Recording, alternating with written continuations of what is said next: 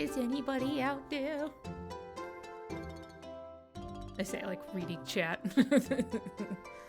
Hi. Hey, hello. How's it going? It's a bit on cheery.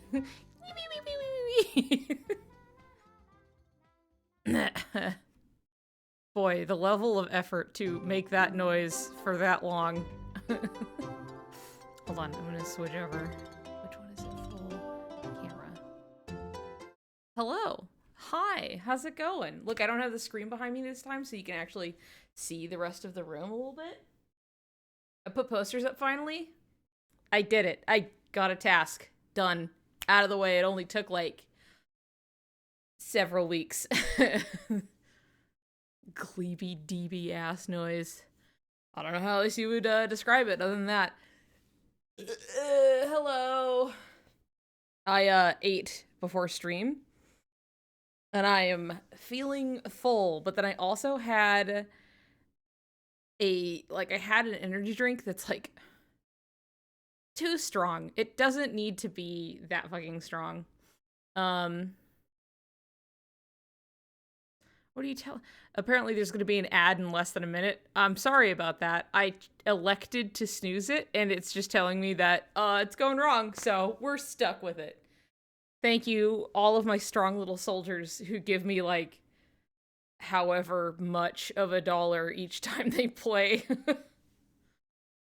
Yeah, your life ends 30 seconds from now, exactly. So, I tried.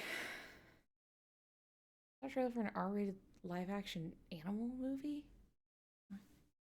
I had a Lunchables like an adult who can feed my- Look, they're good snacks. Lunchables aren't bad. Okay? There is, this one little pack of, like, it's like Lunchables, but they're like, oh, it's for, like, adults, you know? It's got, like, fancy crackers and cheese. And there it goes. All right, now that everybody's watching an ad, fuck those guys. Fuck them. We don't need them. Get them out of here. Anyway, as my pal would call them, fancy lad snackums. And that's just what I know them as. Uh-oh, you're not watching the ad. Oops. Oh. It was on a Lunchable. I still want a Lunchable as an adult. They're fine. They're just what they are, you know? Look, if the ad didn't play, I'm not going to complain. If you have ad blocker, it probably would take care of that, honestly. On like my third bowl of Special K, dude, there's no rules on planet Earth. It's true. All you gotta do is, like, eat food, you know? Get nutrition in. Yum. With the crappy Lunchable. No, I get it. They're different. I just was reminded of fancy lad snackums. For a fancy lad. Whatever. I don't care. No ads, I don't care. Ad break ends in like a minute, sure. Okay. Let's see here. Let's have any sound playing in the background. Oh, I should turn my headphones on. That would help a lot, actually. There we go. Oh, there goes an ad. I have no control, apparently. Nothing. There's nothing I can do. Anyway, hi! I have been gone for several weeks. I mean, I've largely still been in my own house, but I've been busy doing stuff. Like, a lot of stuff. Go away, Photoshop. Boo, Adobe! Boo! Never put your disgusting ads on my channel ever again. I'll never pay for your product. Boo, we hate your hole.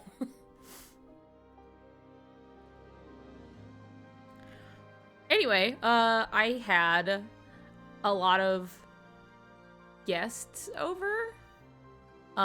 Finally, after literally 3 years, I got to hang out with my good old pal Gemma. Finally got to come over from the UK.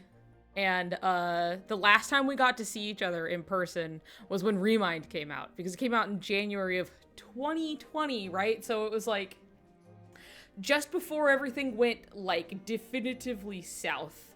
Like, I remember when they came over, and we were like, damn, this COVID thing, huh? Like, I heard it's, like, spreading here and there. It hasn't really gotten to the States yet or anything, but, like, I hope it's not too bad. Little did we know. So that was the last we got to see each other, and that had been, like, 3.5 years, which is just disgusting to think about.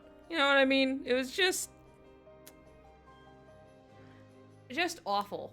Three whole fucking years just down the drain. I guess it's not down the drain, but, like, it's hard to conceptualize sometimes how it's just like, and then I was trapped in my house for, like, 3 years, and now I'm 30, you know, and it's just like, ugh, it feels bad for everybody. Like, people are, like, going through high school, and then just like, oh, I guess I'm just, you know, I'm done now, or, you know, you just blink and suddenly you're, like, 19, 20, or whatever, and it's just, you know, it did the same thing to everybody, so.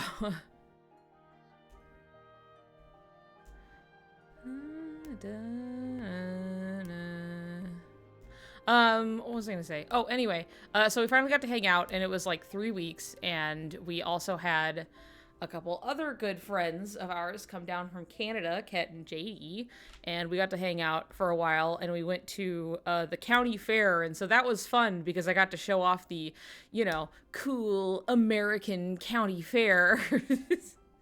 Not even the state fair, the county fair. And for those of you who don't know the difference, a county is like a smaller, like, district, usually within a city. And then, like, the state fair is just, like, the big fair for, like, the entire state.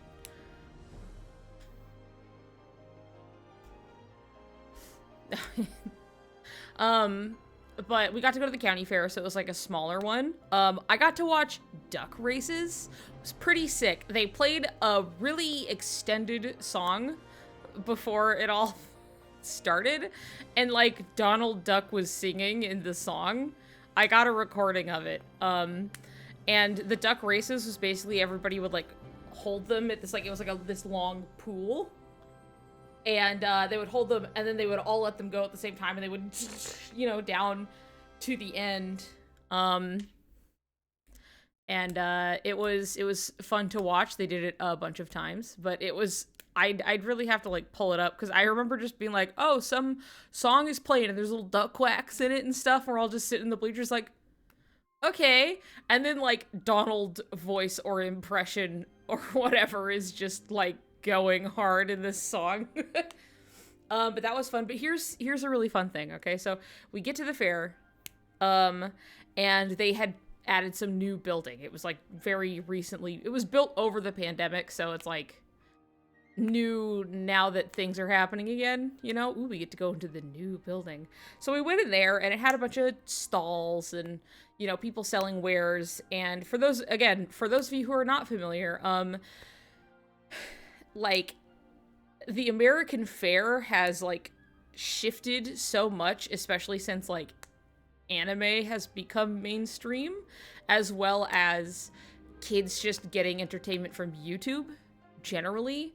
And so there is often a lot of bootleg whatever shit, because, like, the fair is always just chasing what kids are into, right? Because it's a lot of children going to the fair, families bringing their kids, yada, yada, yada. So you're going to see a lot of weird bootleg, just terrible shit. And I love it. I love seeing that stuff. That's how I have my weird Mickey Mouse Among Us plush, you know, treasured artifact.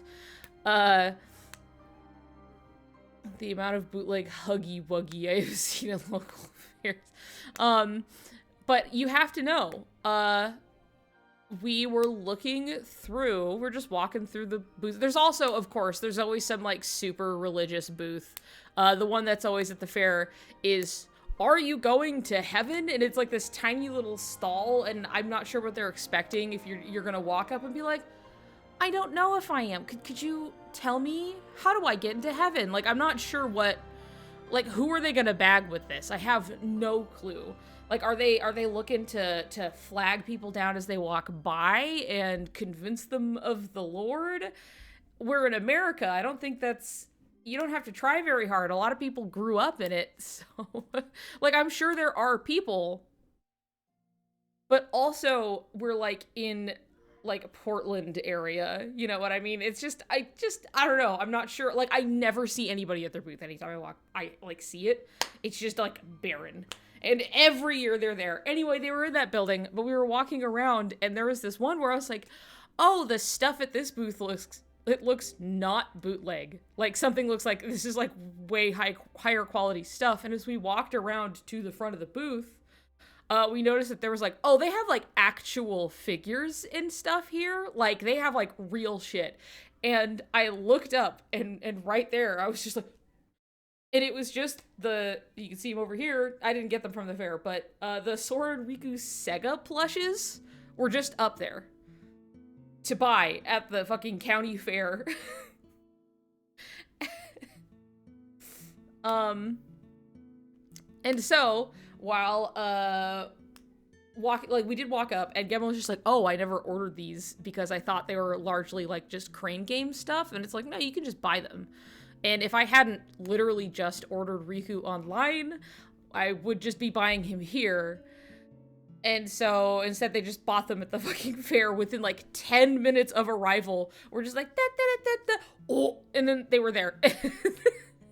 And like the people were really nice. And at the time I was wearing like, it's like Riku holding the Paopu like art, you know, on the shirt.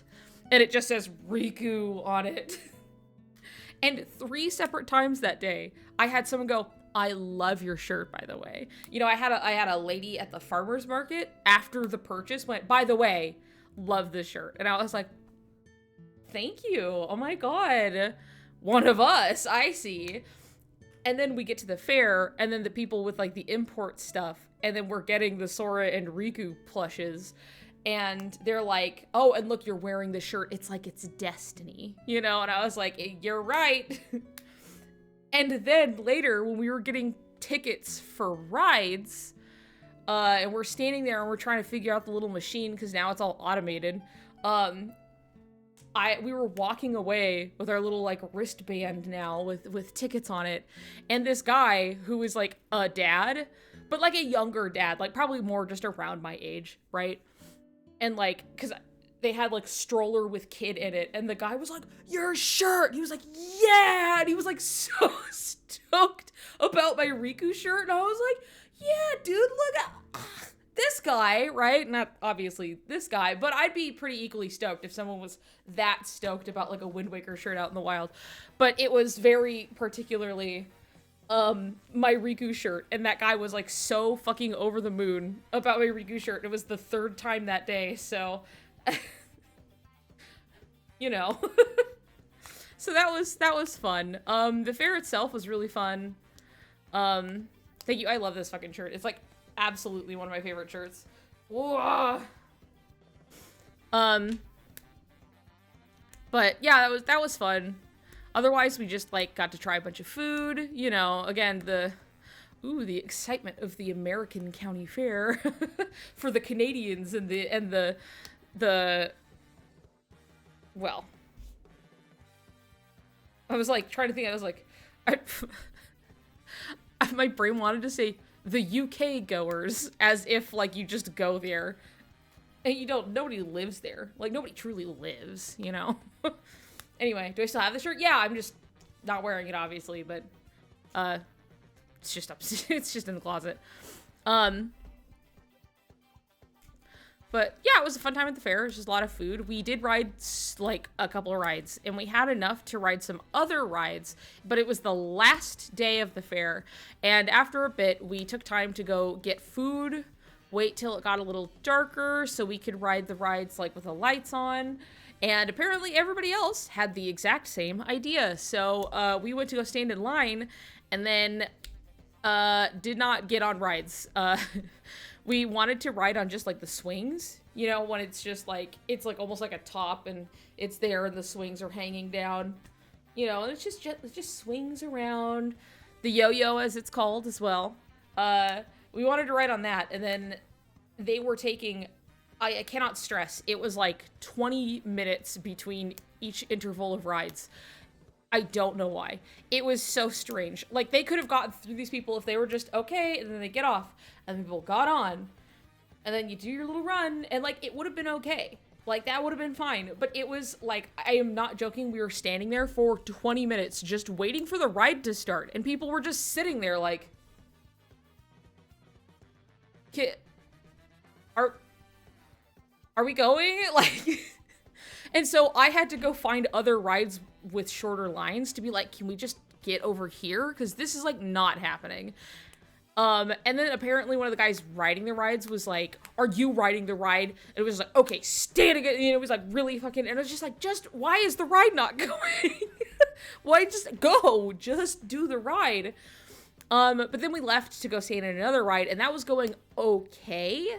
Like, you know, it's going at pace and stuff, but they cut it off literally just before we were, like, there. And so we just spent, like, the last, like, 45 minutes of the fair being open standing in lines for rides we didn't get to ride. Getting ready for con tomorrow. Hi, Shannon. Thank you once again, as always, for the subscription.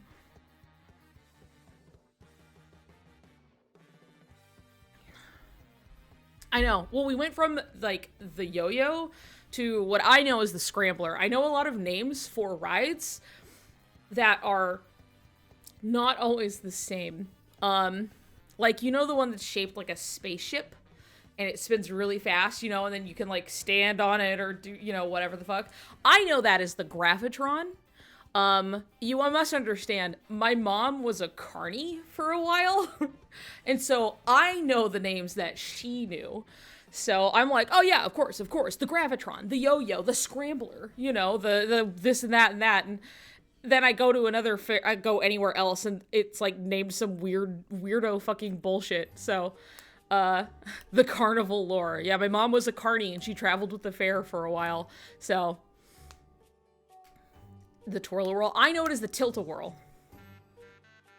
Is UFO. I mean, it's UFO shaped, right? Space. I also, the one at my fair, the one we went to was also Area 51. But I like Gravitron because it's a cool fucking name. There was also, we went on, wow, what was it? It was, because there are a couple of variations on, like, you are sitting in booth thing, and it is going around, and one is on tracks, and then one is hanging. And, the one that's, like, hanging is, oh god, I know the name of it too, and it's just suddenly escaping me. It's not called the Avalanche. It's something with snow. What am I fucking... This came up at the fair, where, like, me and my friend, like, both happened to know the exact ride and name, and we were like, that one's the better one, because you go really fast, but you also swing up when you go around the corners. But, anyway, we didn't get to ride any of the fucking rides at the end of the day, and we had, like, waited the whole time just to do that. But yeah, it probably was just technical difficulties or what have you, right? But there was, like, zero communication, and, like, even the people who were sitting on the ride waiting to go were like, you know, it's like, at that point, like, you gotta say something, right? Like, anyway. Otherwise, the fair was very fun. They had, you know those little classic fair game? Shoot water gun into hole, make thing go, and you're, like, racing. They had just, like, actual Mario Kart themed that. I took a picture of it. And it wasn't even, like bootleg level. Like, this looked really nice. And each one, there were, like, 11, maybe? 14 or something? There were, like, a lot of little rows. And all of the little, like, cutouts and stuff were each different characters. And I'm like, they got Rosalina up there. They got, like, all of the... And then the only one that was out of order was, like, Shy Guy. But I was, like, looking at it, I was like, damn, this shit's, like, really kind of nice looking, actually. I'm kind of surprised, but, so there was that. Also, I got a corn in a cup, and it fucked. Not that I haven't had that before, I just want to tell you that, it was really good when I had it. Yummy! It was tasty. And I got, like, with it, I was like, I'll try this elk burger. It was really mid. the corn in the cup right next to it for like $5, whipped ass. And the contrast was really funny to me, but what are you gonna do? Anyway, that was just the fair. That was one day. I also went to a small con that my partner was selling at elk. Yeah, an elk burger. A burger made of elk. Here's my heads up if you've never tried it. Elk, buffalo too. They're more like gamier meats.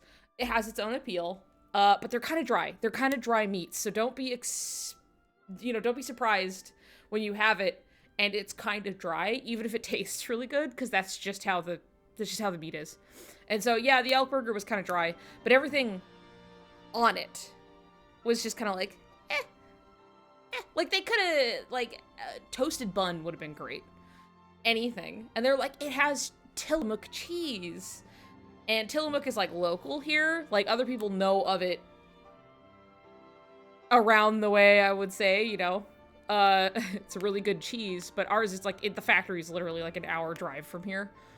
So it's gonna be, like, kind of everywhere. They're like, yeah, Tillamook cheese. And it was, like, shredded cheese on a burger with, like, really cold iceberg lettuce, which is, like, I am not against really cold iceberg lettuce, just not when you're pairing it with chilled shredded cheese on a burger that's not that hot.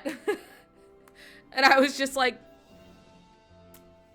well, this kind of just like, you want that patty to be hot, you want that cheese to be melty, you want the variation in texture, you know, which is why a toasted bun would be fantastic. You don't gotta do a lot to make it work, you know. Simple is good, but like every element of it was kind of just like, I feel like I'm eating cafeteria food just a little bit, and I paid a fair amount of this for this.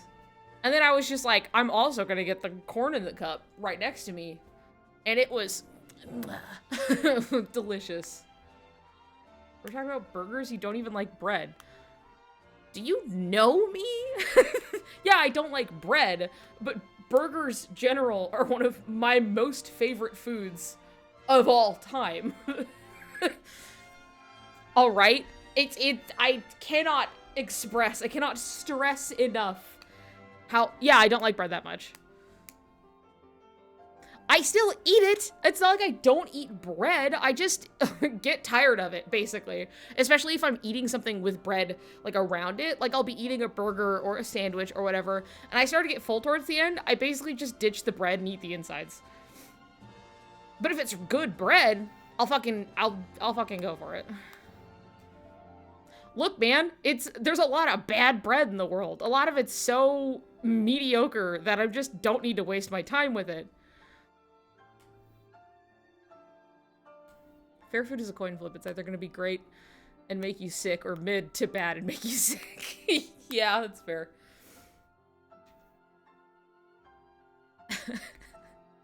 I just don't need it. I can really pack away food, and then there comes a point where it's just like, do I take the bread or do I take the meat? You decide. It's gonna be the meat. I just like, I don't know. I do like bread, just like good bread. And a lot of bread is not a lot to write home about. So, you have a meal that's just bread. Good for you. Like, I've had times where, like, I sat down and ate, like, I was just eating, like, fresh French bread, and I was just going bonkers on it. Like, it can't just be fucking, like, sliced bread, okay? It's boring. There's nothing going on. Like, I just need some kind of variation. Like, I like it to be a little toasted, you know? It's just, see, if I'm gonna go for carbs, I'm going, like, bonkers bananas on, like, pasta, where I can eat it, like, endlessly, basically. Oh, wait, man.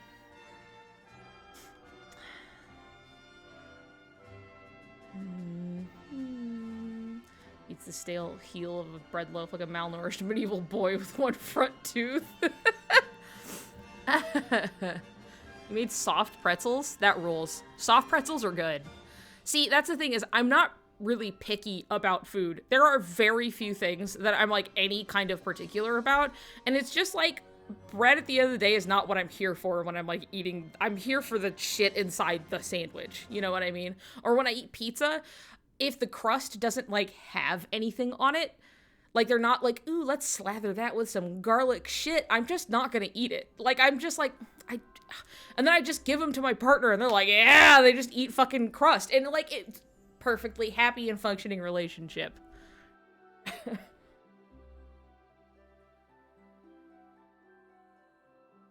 Oh my god, I'm so thirsty. I had no idea. Oh. Yummy. I never eat the crust of pizza. I don't eat it on bread either like a monster. I eat crust on bread. Like, it's too much effort to, like, decrust the bread than to just eat it. And I don't care about crust. Just on pizza, it's just like a breadstick with nothing going on, so I'm just not that interested at that point. Peanut butter ketchup sandwiches is a snack, and I think about that a lot. Woo! Okay, now, hold on. Bread is a canvas for other good flavors. Don't settle for a blank canvas. Yeah, though I think I've seen actually quite a few like discussions on bread in places that aren't North America, is different and like hits different and is better, and I 100% believe it. Like, I'm down to go over to fucking Europe somewhere and just be like, I don't know, you know, and just see what it's like. But otherwise, it's just like, I have always been a kid, like, ever since I was like, I'm eating solid foods, as my mom would describe it. Like, she would get those little, like, it's like baby food, like, little, you know, little jars or whatever of, like, weenies. And as she would say, just like, you would just nosh those fucking weenies like you were uncontrollable. And I'm like, yeah, it's still true. It just has not changed at all. So opposite, I could have subsisted on nothing but bread and butter. Meat I can take or leave. Really simple guy. See, it's like meat and like, especially fish. Like, I can only describe it as like, I feel like, you know when you see a cat really possessively biting on like a bag of bread? Or literally anything, but the bread is what comes to mind. But they're there and they're like, and their eyes are huge and their ears are back and like you can pick it up and they're still holding on. Like, that's how I'll feel about like shit. I'm like eating fish or something and I'm like, ah! Ah! I'm just going insane. I'm like, this is the best thing. Don't touch me or you'll die. Get upset. Like, it was like I was eating like the leftover of like a burrito I had, and it was like a surf and turf burrito. So it was fucking rice, cheese, a little bit of sour cream in there, just all melted, all fucked up with just shrimp and steak. And I was just like, I was eating like the butt of this burrito, and I was like, oh my god, eating this. And I was like, yeah, you can have some bites, but I'm sitting there like, don't take too many though. And then I'm eating, just like, can I, you know, a little bit? I was just like, they're like, oh my god, okay, never mind.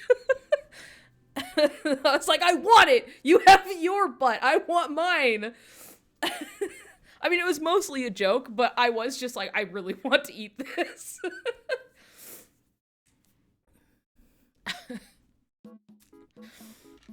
That said, I love meats. I love vegetables. I really do. Like, I could just eat an entire meal of, like, fucked up Brussels sprouts. Oh my god, I love Brussels sprouts. It's just a lot of, there's just a lot of shit. I just love food. I love food, okay? Like, I'm not as big on bread, but I still like bread.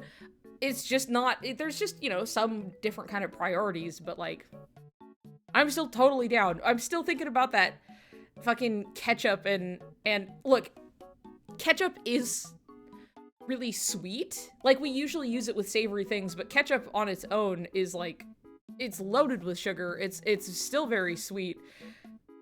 And I still think it's weird. But I can see a way someone would go into this and be like, yeah, ketchup and peanut butter. And I'm like, that's okay. Like, Like, if someone offered it to me, I would at least take a taste. I am not going to go make myself a whole thing. I'm not gonna eat it. I don't want to do that to like a whole piece of bread and peanut butter and some ketchup. But if someone already made it and they're like, I love this fucked up snack, I'd be like, okay, I'll eat it. Broccoli and mayonnaise? That's not even weird. That's not weird. It's like mayonnaise is just a fat, you know what I mean? It's just, it's good. You can use it for a lot of things. It's not really that far off than just putting cheese on it, you know what I mean? Kitchen stream. Kitchen stream. I fucking love broccoli. It gives me gas, but like, it's not gonna stop me. Likes to put boiled Mountain Dew with his eggs with cinnamon. Like, I can't even conceptualize what, like, boiled down Mountain Dew would even taste like. Pool sandwich live on stream. Pool sandwich! Yeah! Well, yeah, they turn green. Duh! Oh, right. You know, the pool sandwich. Everybody's favorite, the pool sandwich, right? I love pool sandwich. Where it's just some white bread, bologna. There's maybe some lettuce, you know. There's maybe some, I mean, I would prefer lettuce, but like, well, it's in a perfect world, we have lettuce on this sandwich, okay? And it's not like romaine, it's not even good. It's just like some iceberg lettuce. And like, you get those fucking chips in there, you know, and you just swam for like hours and it's the best shit you've ever tasted in your life. It's just so, pool sandwich. You know, of course you have to have like shit like American cheese on it. Yeah, exactly. It's the, hey bro, I made you a sandwich. You made that for me? Need to share his cooking videos. They are the most wild things. Peanut butter mac and cheese with stuffing. Like in it? Like in the mac and cheese? Or just peanut butter mac and cheese and also stuffing? Let's I mix it with the other spices and butters. I use Mountain Dew as a glaze for whole chicken. Okay, I was like, where's the context? Where did this come from? I completely believe that you can make wild shit out of whatever fucking foods. Like, just because it's like the novelty of like, oh, you made that out of a soda? Like, I don't care. Food is food is food. At one point, peanut butter and jelly was like a weird novel thing that nobody had tried before. You know what I mean? It's just like, I don't care. Food can be anything. If it tastes good, it tastes good. I don't care. That's why anytime people pitch a fucking fit about like pineapple on pizza, and it's always down to this argument of like, that's just wrong, you know? And I'm just like, God, what a sad world you live in. If you were just simply like, I just don't like it, then I don't care. Fine, that's fine. You don't have to like it. But it's this idea that like, ew, that's wrong. Those foods don't go together. And it's just like, God, okay, next time I come to your house, I'm probably gonna have some dry fucking chicken and, like, no seasoned broccoli and, like, ugh, God, just awful gluey mashed potatoes or some shit. I'm sorry. I'm sorry for you. Do. I want to try the cake mix, hack reaping, and soda. Yeah. I know you can make, like, if you use, like, colas for, like, chocolate cakes and stuff.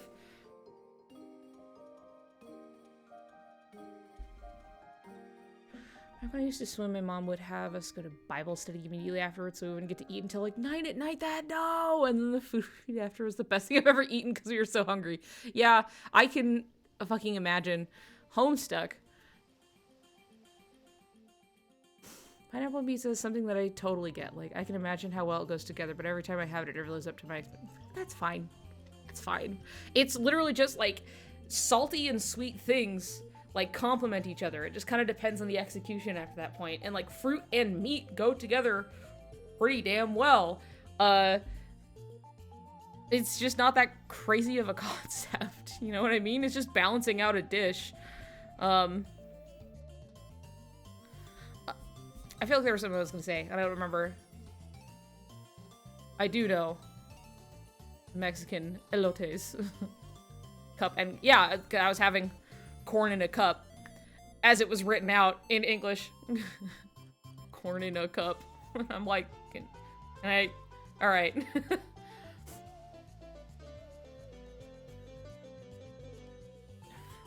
charcuterie boards with meat, cracker, jam, fruit, cheese. Yeah, yeah, exactly. Cheese, like some kind of goat cheese and a little bit of jam or whatever, and you get a little piece of meat. You go,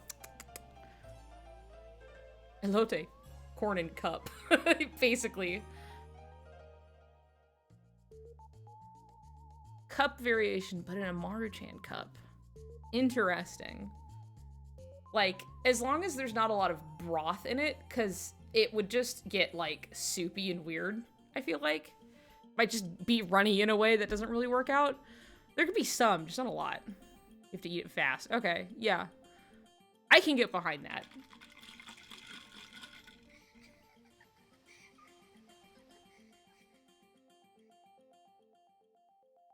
Ugh. But I mean, it's just hard to go wrong with, like, corn. You can, but corn is good. Just corn? Corn whips ass.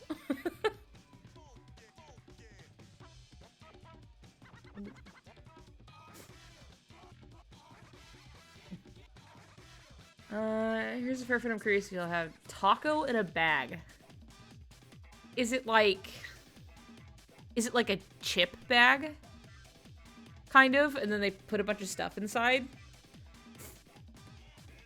Because if so, that's something that definitely already exists in, like, California and Mexico. Though, not always meat put in, but you do put a bunch of shit in, like, a bag of whatever variety of chip you so desire, often Fritos. Hot Cheetos. Actually, nacho cheese is very hit or miss for me. I think because I've often had a lot of nacho cheese that was just, like, kind of sour and then made me fucking sick afterwards. Like, very rarely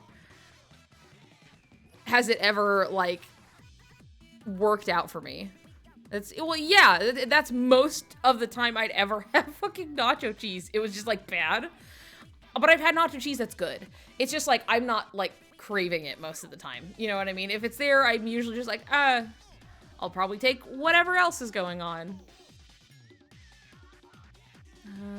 Fritos or Doritos, and you put the nacho cheese and the meat and the taco meat or chili. Yeah, that's basically, it's not far off from...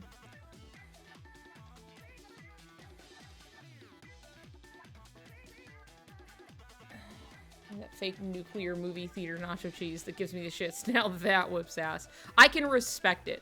One time, I was eating nachos at a stadium, and I bit into a chip just the wrong way, and it stabbed so painfully into my gums, like, it was jammed between my gum and my tooth. All I could do was cry. It was, like, so painful, actually. And then I could not eat the rest of my chips. We did manage to kind of get it out, but I don't really have memory of it other than I was just in pain for a while. So, boy, that memory really is... nachos. Elephant ears, the other fair food that some people go, oh, bastard chip. Only, go bananas for plain salted popcorn. I like really buttered up popcorn. At the theater I used to work at, we used to have an option to mix the salty popcorn with the sweet popcorn. And sweet popcorn really depends on what they're doing with it. But the sweet popcorn that we had was actually pretty good because it wasn't, like, too much. It had this, like, very light, like, sugar kind of coating glaze on it. And the mixed shit was the best shit ever. Like, I would, like, take it home with me afterwards. It was really good. Chocolate popcorn, buttery popcorn, tahini popcorn, plain popcorn. It all goes. Caramel, regular popcorn. Also, fucking elephant ears.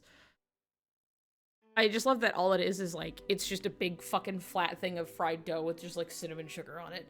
It's really not it's not complex, you know, but you should hopefully have some friends to eat it with because it is a lot. It's, like, not exaggerating, like, depending on the place you go, but, like, the last time we got one, it was, like, huge. And we had to, like, I was, like, biting from the other end, you know? Popcorn is, on the whole, I mean, I like it just fine. I just rarely ever seek it out. Like, if it, like, happens to be, like, an option, I'll be like, oh, cool. I'll eat some. But I'm never like, God, could use a popcorn treat right now. It, like, never happens. But I like it just fine. There are just some things that I'm just like, it's just opportunistic. That's about it.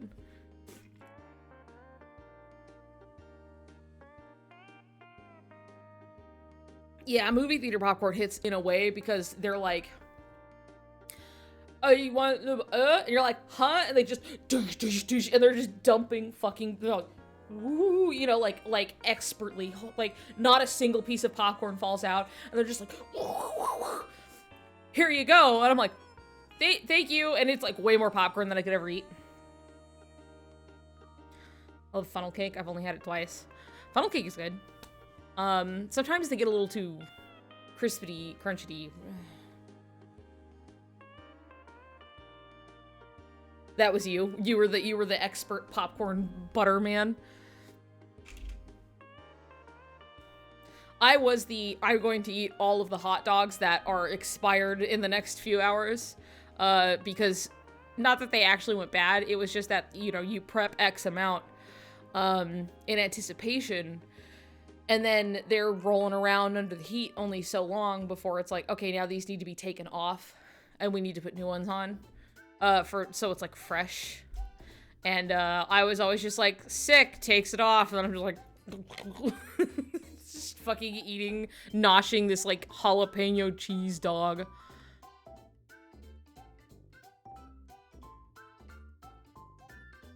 Anyway, this is not at all like, this always fucking happens. You just so much weight working at edible arrangements. I get it though. It's like part of it is just like, even if you're not hungry, it's like, oh, I don't want it to go to waste. I may as well eat it. What's, you know, what's to be lost if I just ate it, kind of a thing. And then you eat all of it. It's just like, ugh. If you work food service, you eat whatever food you can get your hands on. Oh yeah, chocolate covered fruit, I'm sure really fucking adds to this. Every time this happens, by the way, we talk about food for like 2 hours on stream. I love to talk about food, and I'm having so much fun. I'm just like, oh yeah, I had a whole bunch of other shit to talk about. I just remembered. So. Funnel cake is so good when you're at a winter carnival and comes out piping hot. Okay. Okay, let's see. So we went to the fair one day. I went to a con like the day before for like a day-ish. And it was a bit of a small con downtown. And it was interesting because, as I have stated before, my partner, as known online, DCS, makes adult comics and also some games, and also like adult games that don't necessarily have not safe for work in them but are still adult oriented.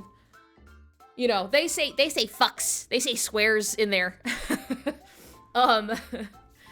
But what was interesting about this con is that they were like, hey, why don't we try having like specifically an 18 plus like room for like Artist Alley, essentially, where it was just like, you know, you have regular Artist Alley stuff going on, but there's also just this slightly sanctioned off little area. And I say slightly, but it's like, it had a whole fucking wall. You know, when you're at a convention center and they have those like movable, like replaceable walls that they set up, and you're like not in the whole room, and you know, because it's like this weird wibbly, but not necessarily unstable, like felt covered wall. One of those. But they basically just had, it was all a part of the same room. There was just this kind of sectioned off area, and then they had somebody at the door who was checking for ID, and then like you could have like on your, you could get a little wristband that basically shows that you had been confirmed as like 18 and older, which was just useful, especially for the people inside, because that's often a problem that you probably wouldn't realize how much you'd have to deal with it.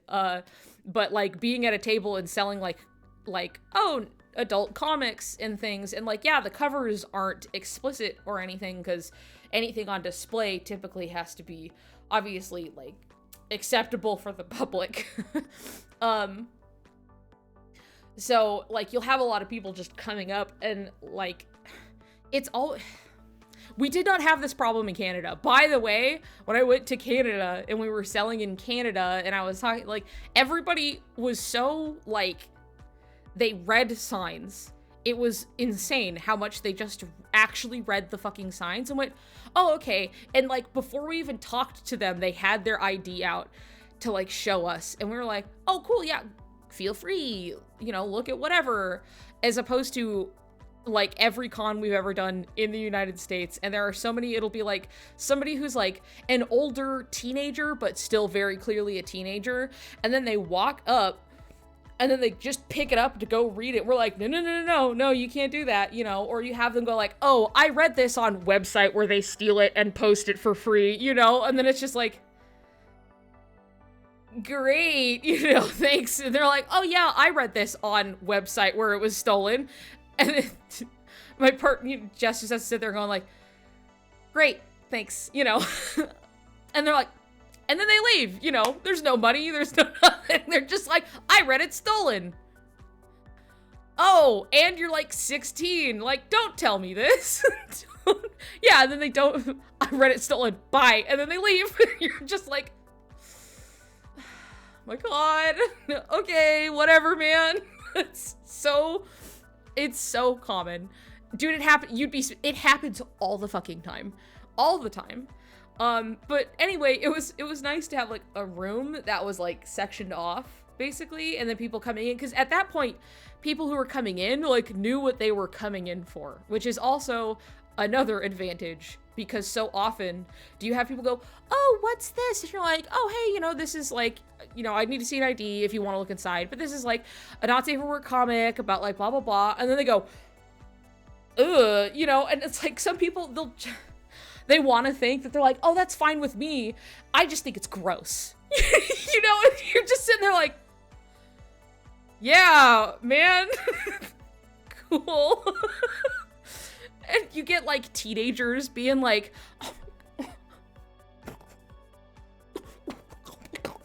for like a while in front of the table, and you're just like,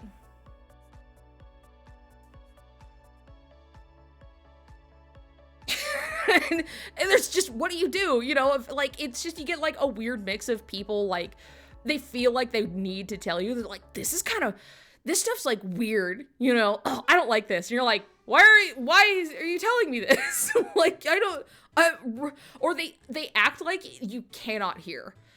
And this happens to anybody in Artist Alley. Anybody who has had a table in an Artist Alley can attest that people will talk about you and your stuff as if you are not sitting right there like, hi, you know? And then they go, oh, and they leave. You know, it's just like, what is wrong with you guys? Have you, like, never interacted with, like, other humans in, like a store? Like, I'm lost. Are you lost? Because I am absolutely, where are we? At a table where I'm sitting and you're, like, a foot in front of me? Because I'm not sure anymore. It's gotta be uncomfortable. It's kind of just comical to a certain point. Puritanical brain rot is so deeply still oh, absolutely. Oh, for sure. One time I wrote a very explicit fanfic and someone commented that they read it to their class. How do you respond to that? I don't know. All you can be is like, did you like it? Like, what do you expect somebody to say to you after you bring that up? You know, like, what were they looking for? Being like, hey, I did that. Like, thank you? Or like, why? Like, what were they looking for? I just don't know.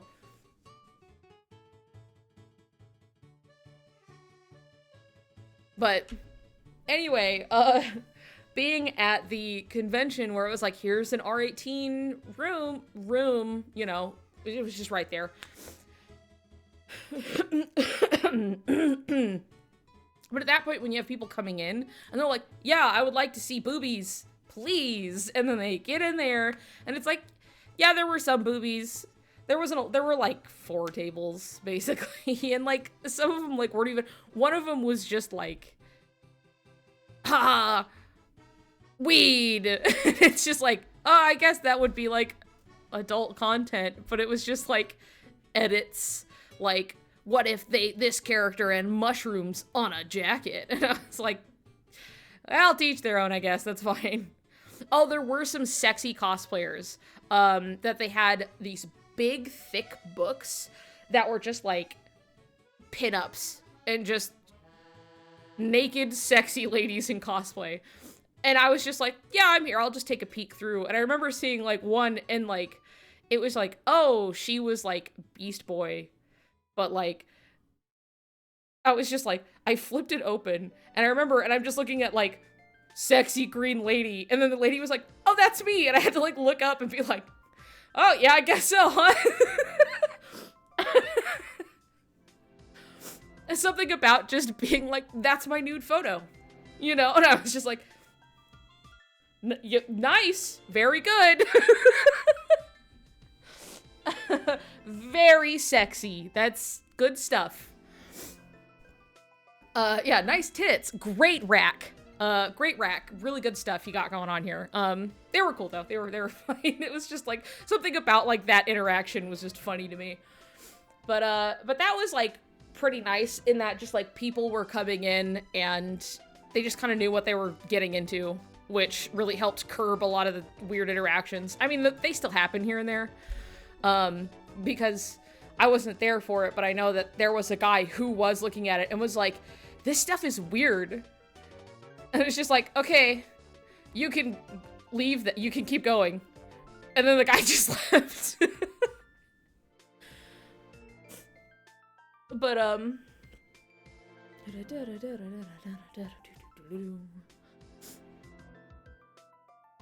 anyway, that was nice. The con was nice. I was only there kind of for the day, basically. And the artist alley was very small, like really small. There were no proper like dealers, really.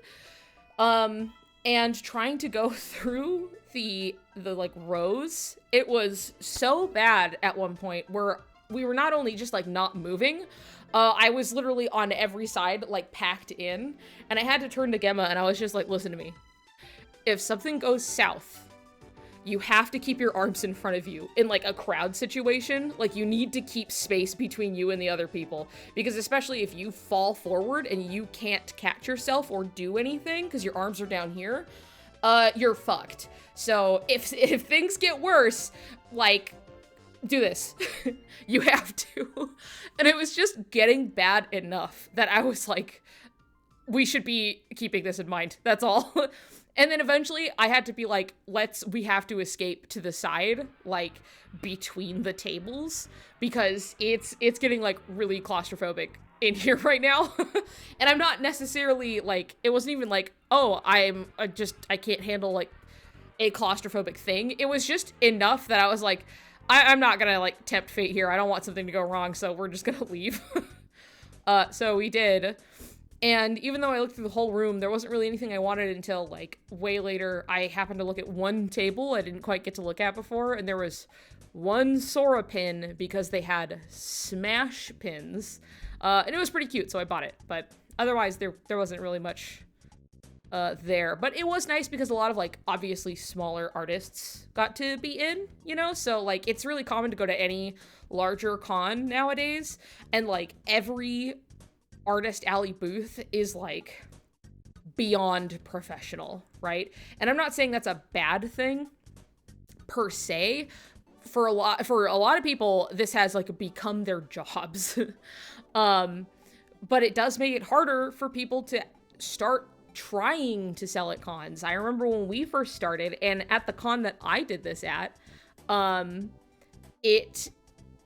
they were still doing it where it was literally just first come, first serve, day of the con. Show up, grab a table if there is one, sell your wares, and like that's just what it was. So we were like, okay, and then we started like selling buttons and things, and did pretty well. But that's just like what it still was, and that was in like 2010. did not last that long, as it became much more the norm to be like, please apply so we can see what you're selling and like approve of this or that. But it's just like, oh, you know, things were different. Oh, well, over a decade ago, but like, now it's become so much like harder for somebody who's just like, yeah, I want to try selling my stuff, you know, and they're just like, sorry, we're going with the person with like the portfolio and they've done like 20 other cons around the country, you know. So it was nice that like at this smaller con that it was just like obviously a bunch of like local people just getting to, and there were some other booths that were like really nice too, but like it was just like letting in the little guy so people could actually get experience and like try selling at a con.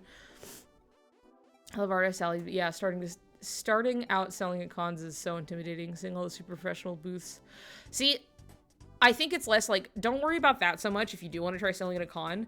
Like, I know people who are just like, I've got like 5 or 6 prints to sell, and they just put enough up so you can like see, like you can try going half of a table with a friend that you know. So like together it looks like there's a lot more, but like as long as you just have some stuff there to sell, you're probably gonna sell something. So it doesn't really matter how much or like what it really looks like. As long as you got stuff, people don't really care that much.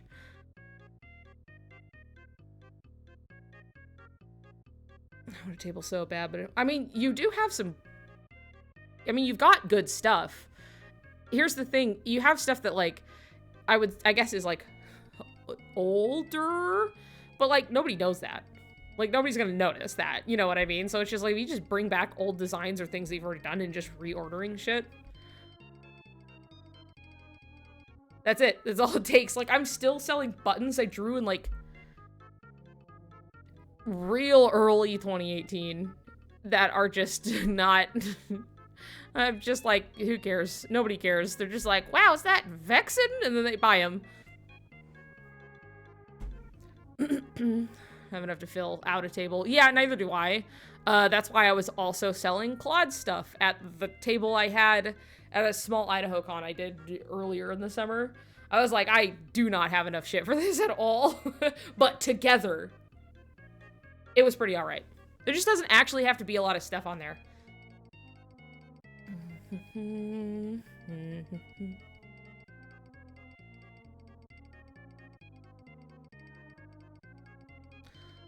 What's it like to have friends show off? I don't know. How many of you are in here? 30? Wow. It's kind of like this. Pretty cool. We make one brain cell. God, I like pulled a muscle in my leg, like stretching it this morning, and I am feeling it. 2 halves of a whole idiot. Definitely going to a con. Definitely find going to a con intimidating, but I wouldn't mind doing it in the future. Just have to make merch first. Yeah, I think like just building up a little bit of merch for yourself is a great first step. I would do that. And then you're just gonna have like, you can take stuff you've already drawn, things you've already made, and you can seek to make stickers out of them or small prints.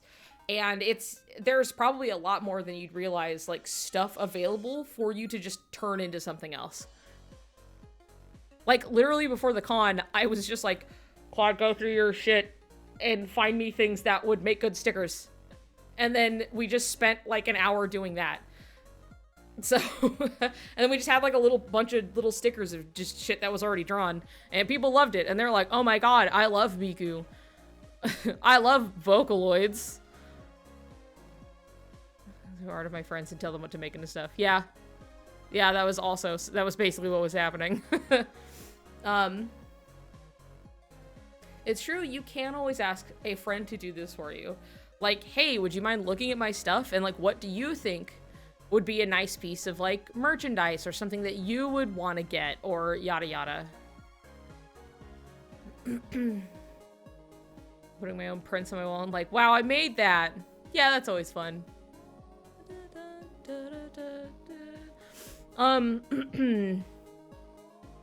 Boy, what else? So the con was fun, simple, short-lived. You know, I was only kind of there for like the day. And then we went to the fair. like the next day.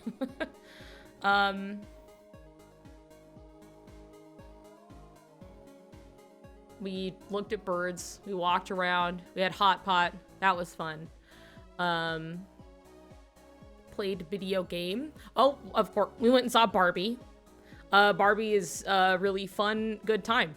Boy, if you were thinking about seeing it, go see it. It's... what a visual treat. Well, thank you for the follow. Yeah, Canary, you're gonna love Barbie. Like, you're just gonna love Barbie, okay? Like, it's like almost a movie kind of geared right at you, I feel like. So we'll have to find a way to do that. Canary, by the way, is going to be here in this house Monday. Like, this Monday, like, it'll be, like, immediate.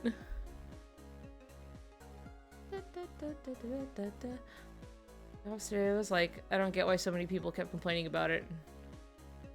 He got a straight man gold star. Nice. Waiting for her to be on streaming movie theater, I get on my nerves. That's fair.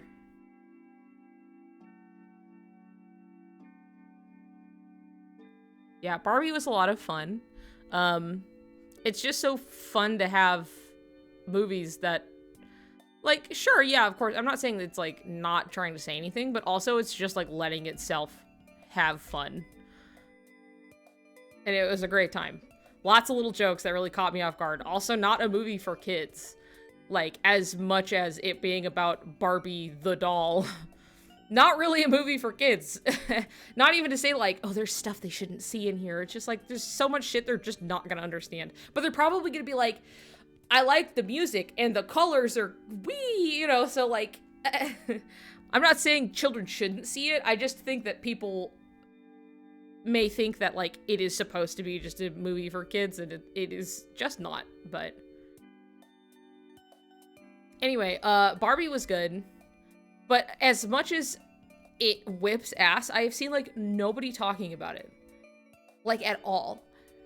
And that's TMNT, like, just, Monster Mayhem. The new Teenage Mutant Ninja Turtles movie, was fucking sick. It was so good. I really enjoyed it. And then I've just been, like, waiting to see, I'm like, where are the reviews? Where are the people talking about it? It was such a good time. It was so fun.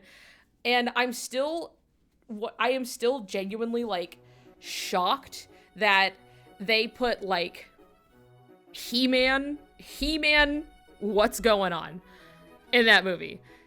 Not just, like, just the He-Man version. Skeletor was in it. Like, you know, that was just in the movie.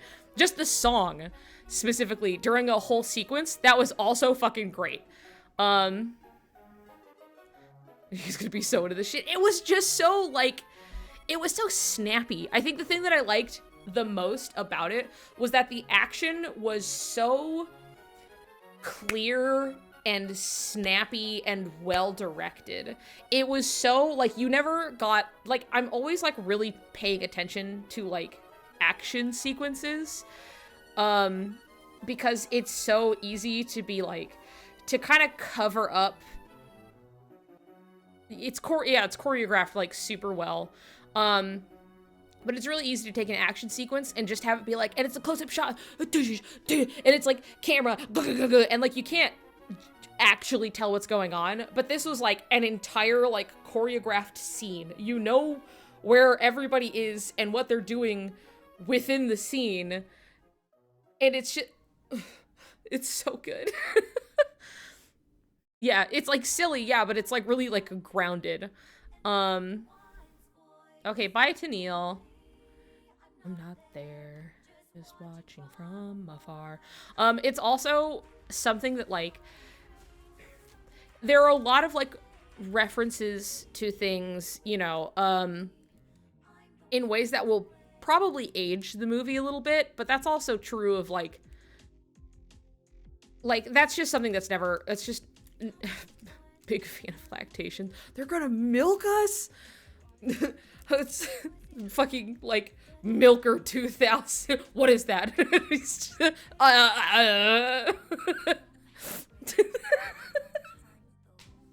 It was like, we kept being like, oh my god, freak film shit. But we were like, this is great though. We're so glad that this stupid shit can be in this movie. Because there's like a constant like continuation of this just like, and it's like, Inhumans, and they hate you, and they're gonna catch you, and then you know what they're gonna do to you, and they're like, they're gonna milk us, and like every time they bring this up, and then eventually like they are getting like, they're in a machine, and they're like taking like their mutant like blood basically, right? And essentially like milking them. They're like, they're milking us. And it's just like Dad said. And then eventually he's like there, and he's like, are you okay? And he's like, what's that machine? And it's just, they're like, it's just like the fucking plate. And it's just, yeah, Mega Milker 2000. And it was just this fucking, like, joke they wouldn't let go. And it was just really funny. But yeah, the movie's riddled with, like, a lot of, like, real-world, like, references. And that can age something a lot. But, like, typically, usually I'm kind of not a fan of, like, say, like, oh, and we're just going to put licensed music in anywhere. But what they did put in felt like it, like, belonged in the world, if that makes sense. So it never felt out of place. Especially when they're like, they are teenagers who are also on the internet, they have phones, and so they are like aware of these things, and we're not trying to like pretend it's some alternate universe teenage stuff. They're like, I like to watch anime, and then one of them wears like very explicitly like a JoJo's Bizarre Adventure like hoodie, and it's like, you can, you know, the logo's all kind of like not clear, but like it is, like you see it and you know, and you're like, oh. But there's just a lot of, like, oh, they talk about, like, the Avengers at some point, like, as a movie, you know? And, like, in this context, like, I wasn't bothered by it at all. I was just like, oh, yeah, this is just, like, these are real teenagers, you know what I mean? Despite them being, like, turtles living in a sewer. But they're gonna age better than meme references usually do, because it's like, yeah, exactly. Like, this is just, like, again, like, they are teenagers. This is what teenagers do and talk about, and like, yeah, maybe it's like very specifically now, but it will age better, you know, as it goes on. Because it's not like relying on, hey, you know this meme?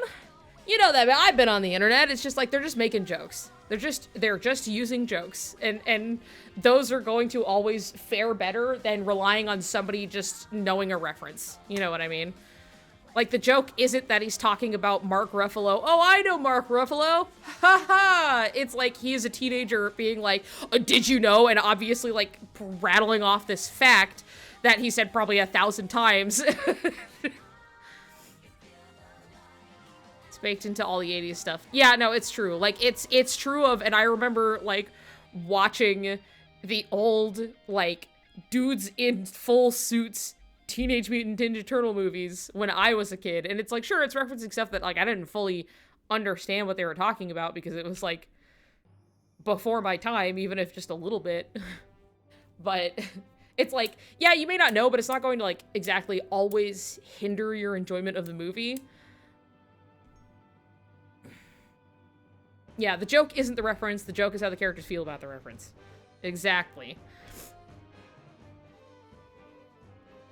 Yeah, a masterful play of not punishing the audience if you don't get the joke. I remember, like, Toby Fox talking about this as well, that it was just like, you know, references aren't really jokes, they're just references. You could still make a joke with a reference in it, but people should still be able to enjoy the joke, whether they know the reference or not. Like, it's the joke, it still has to be a joke first. You know, and if people who get the reference get it, then, like, great. You know, but that's just, like, an added bonus on top of what should already be a joke, kind of a thing. Like that one movie. Just like that one movie. Yeah, like that one movie.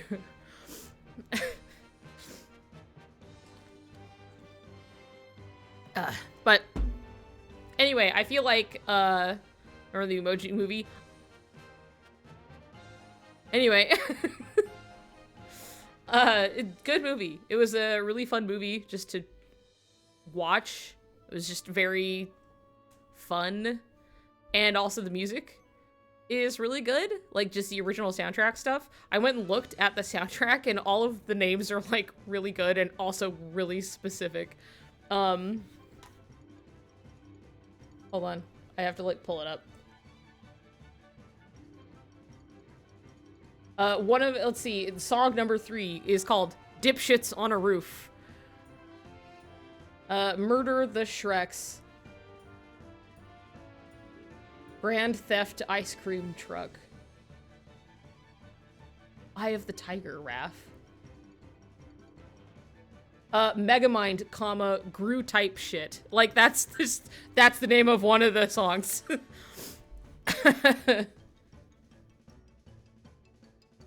Oh, here's the song. She's Gonna Milk Us. So. I Don't Need That Horse. And then there's Better Than Mark Ruffalo. Conveniently Placed Pizza Van. Oh, and you, of course, can't forget there's a song called Attack on Titan, so... Anyway. That's the movie's one flaw, is their focus on Attack on Titan, but a lot of people just don't know. They just don't know. There's just no, like, real analyzing it, and it's just, like, for a lot of people, just, like, that cool anime where they go, you know, flying around. So, it's whatever. But they do bring it up in the movie, because it's just, again, they're, like, teenagers, and just, like, just Donatello really likes fucking anime and is kind of a dweeb and also likes BTS. It's just like real teenager. So it does come up. Anyway, great movie. If you can get the chance to go see it, I highly recommend it. It's nothing but a really fun time. The writing is also really snappy, like just like the delivery in a lot of scenes. You can tell they had a lot of fun just directing the scenes. I don't think there was ever like a boring shot. Yes. Go see it. But we did see that, and I super fucking enjoyed it. Oh, also with Barbie, and I super enjoyed it.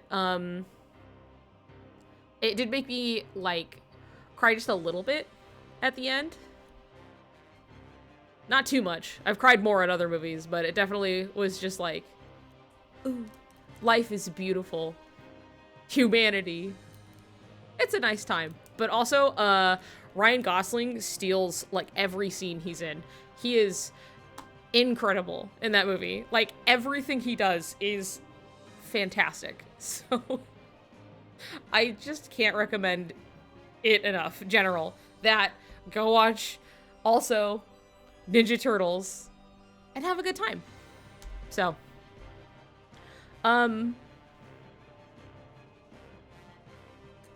let's see, what else so I also, he's put on this earth and lived his entire life just to arrive at this moment where he plays Ken. Yeah. Everything led to that moment. What was I gonna say? Oh, right. So I went to Seattle for, like, a couple days. Because you're like, wow, coming over here from the UK. Here we are. Seattle's like a 3-hour drive away from here. You want to just go there? So we got like a little place to stay. We like showed up a day, then had like a full day doing stuff, and then we left the next day. But I did get to go see the Space Needle. I did not go inside of it because it was expensive. And also there was a huge line, even if you had your ticket, just to get in there, just to go up the tower and then like go, ooh, and then go back down. So didn't do that, but I did go into the Pop Cultural Museum right next to it. And I got to take, hold on, I'm gonna find it.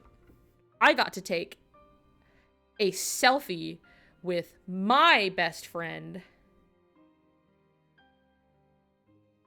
My favorite little guy.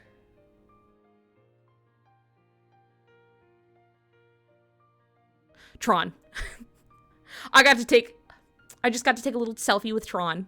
No big deal. They had the actual, like, full suit. Hold on. It's so funny how much sorry, it's kind of, maybe if I turn the brightness down, it'll help. Is this too low? No, that's good. You can see it better. So anyway, it was just like the original, like, Tron suit. But it is funny because, like, they did make it out of, like, sporting equipment. And when you look up close, like, you can really fucking see it. It's really funny. Like, the paint was, like, because it's, like, shoulder pads and, like, little whatever else. And, like, they were just, like, painting over it and shit to make it work. And so seeing it up close, it was, I had, I think, a picture. Yeah, you can kind of see... Maybe not. Maybe you can. You can see my face reflecting on the screen. Hold on. I can change that a little bit. But anyway, you can kind of see some reds. There's no winning here. I'm so sorry. You can see some red scuffs on the, like, pad over here. A little bit. Anyway, the paint was, like, coming off actively, and you could see how much it's, like, sport gear. Like, the stitching and stuff of it being put together. I don't want to take the time to put this shit on my computer for you to see it, so you're just gonna have to deal with that. But anyway, I got to hang out with my best friend Tron. I also got to see the teddy bear from AI, and I was like, Haley Joel Osment touched this bear. This bear made me cry really hard when I was like 12. So, I mean, it wasn't just him, but I know that movie, like, it destroyed me. Let's see, what else did we see? Stop that. They had Nether Dragon just flying around in there.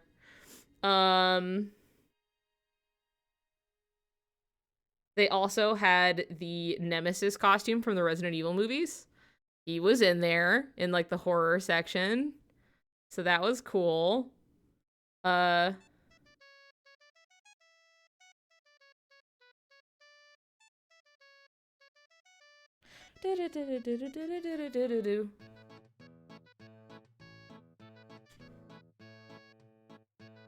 Anyway, we got Xenomorph. We got Alien from Alien. Like, the actual, like, props and suits and stuff was just, like, it was just cool to see that. I was like, damn, this is the actual thing. That's really neat. And then they had a whole Leica exhibit. And so we got to see, like, Coraline's house. It's actually really fucking big. That shit's actually, like, really huge. But then getting to see the actual, like, puppets, which are both, like, bigger and smaller than you would expect. The whole, like, setup from the beginning of Coraline with, like, the button eye drawer.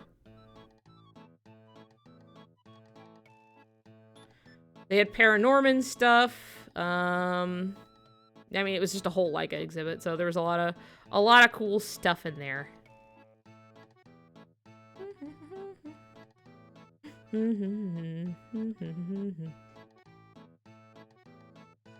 Here was some lockers from Paranorman. Here is Norman. Oh, let's see. Wait, where is it? Come back. I took a picture of the one show lady's tits, and I got the shine right on the nipple, as you can see. Really important. I angled the camera for this to get it just right. So appreciate my hard work, why don't you?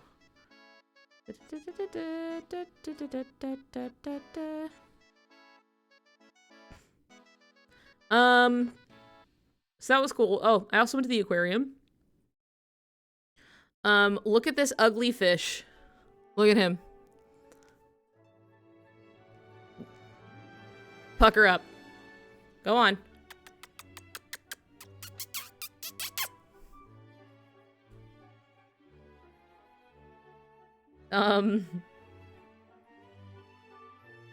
Let's see. What are some highlights I can share here? I went on a boat. That was exciting. We got to ride on a boat around the harbor that was just like, hey, it's a little tour. We can talk about like some of the history of Seattle. When you're on a boat, it feels a lot faster than it looks. When you're like on the shore, you're watching, you're like, that thing sure is going like fucking 2 miles an hour. It's like just lugging along. But when you're on the boat, you're like, oh, this is actually like quite speedy. So that was fun. And I couldn't take any selfies because it kept blowing my hair around. And I gave up. So there I am. There's the Ferris wheel. And I'm just like... So. That was pretty cool. That was fun. I got to see seals. I got to see...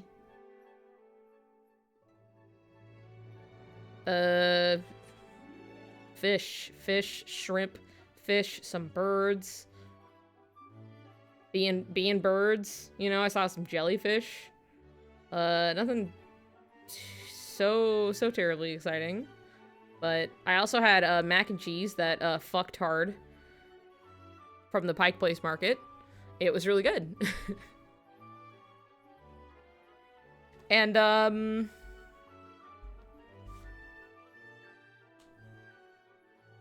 yeah. It was a good time, you know, just amongst just hanging out and doing whatever and playing a game, and it was a nice time hanging out with friends. Ate a lot of really good food because we were like deliberately going out of our way to go to a bunch of places to eat, whether it's Seattle or just here at home, basically. Set up a date to go see TMNT with my girlfriend because of the stream. Hell yes. Yes. Please enjoy it. Do it for me. Sidebar, something that I realized, I don't know why, just at one point somewhere along the way, I noticed, like I always knew that when I do stuff, I'll like stick my pinky out a lot when I'm just doing whatever. But I will very often like point with my pinky, and I don't know why. I also don't know why I noticed it suddenly, because I don't think it's a new thing.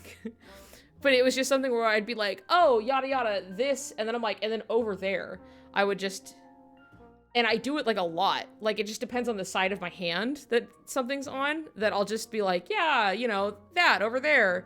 And I'm just, but something about it feels right. And it's just little stuff, you know, little things. People do strange little things. I'm just being extra fancy, you know, I'm just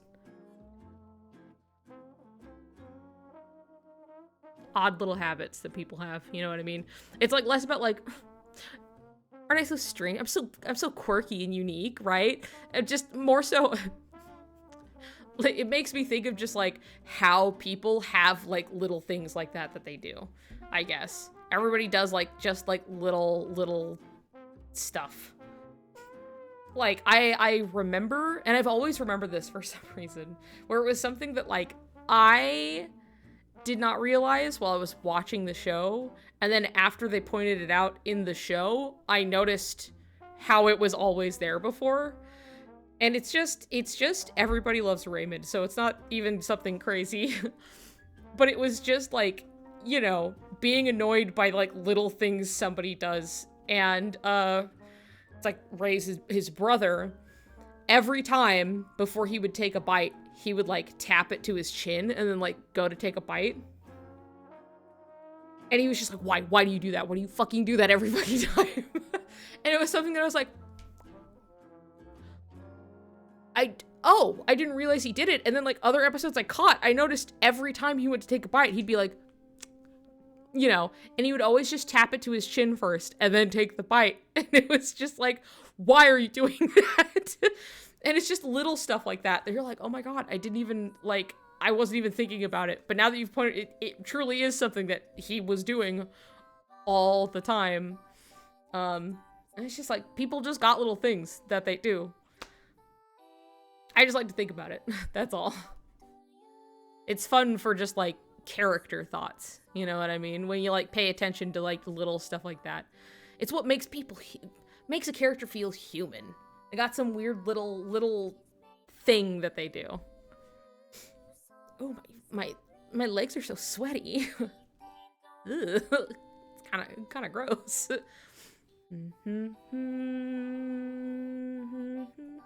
Related, Everybody Loves Raymond is so good. Hi to Neil. I remember specifically there is an episode that they talked about that, like, during the scene where Ray was yelling so hard, he almost blacked out. And they kept the take because he didn't, but you could see him almost fucking passing out. And it was like, basically he was talking to someone. It's like he had caught this, I think it was like a girl that he was dating, not Ray. It's been a long time. I'm struggling to remember names. I can see all of the characters in my mind, and I can't remember names outside of, like, the titular Raymond, the Ray Romano. But, like, he caught a lady, like, she caught a fly, and then she ate it. And he was, like... over, like, what he saw, and he was, like, trying to convey this to somebody, and he was like, she ate the fly. I was like, what? And he's like, she ate the fly. And he's like, she ate the fly. And then he's like, for a moment. And he was like, I almost passed out. Like, and you could see it. You could see him do that because he's like, and then he's fine. And it was just like, yeah, he almost passed the fuck out after doing that. Because he just yelled so hard. Yeah, you remember that? Well, now you know. There's a fun fact. I don't even remember how, like, I caught some special, like, it's not like I ever had access to, like, DVDs or something like that. It was just something I saw where they were like, yeah, here's some just behind-the-scenes stuff, and like, that was something that they just talked about, that he almost fucking passed out. So, anyway. But yeah, noticing, like, little character tics and stuff like that is always fun. Or just even seeing it in people you know and just being like, oh yeah, so-and-so, they always do this little thing, you know? It's just fun. It's just fun to notice. It's just fun to think about. And I think it goes a lot farther than people would consider. Because people get really caught up in, like, oh, I really gotta make my character's backstory and all this stuff. Where, like, you could have, like, we could know nothing about, like, what happened to your character to bring them there. But you can tell so much about a character just by what they're doing now. You know, you can really convey a character through very small actions like that. And I do think, like, even just, like, it's just, like, how do they do this task? And everybody can do this task, but everybody's probably going to do it a little differently. You know what I mean? The beautiful eccentricities and foibles of human existence. That's why I love idle animations. Yeah, it's fun to just see, like, because somebody also, like, made these decisions. Like, these animations weren't just, they just popped out of nowhere. You know, this is like an animator made this. And oftentimes, you know, animators are pulling from real life. They're pulling from something they know, or somebody they know does this, or they do this. Like, I don't remember his name. Like, okay, not the Lion King, the movie, but the king who is a lion in... I almost said Fox and the Hound. No, it's fucking, Robin Hood.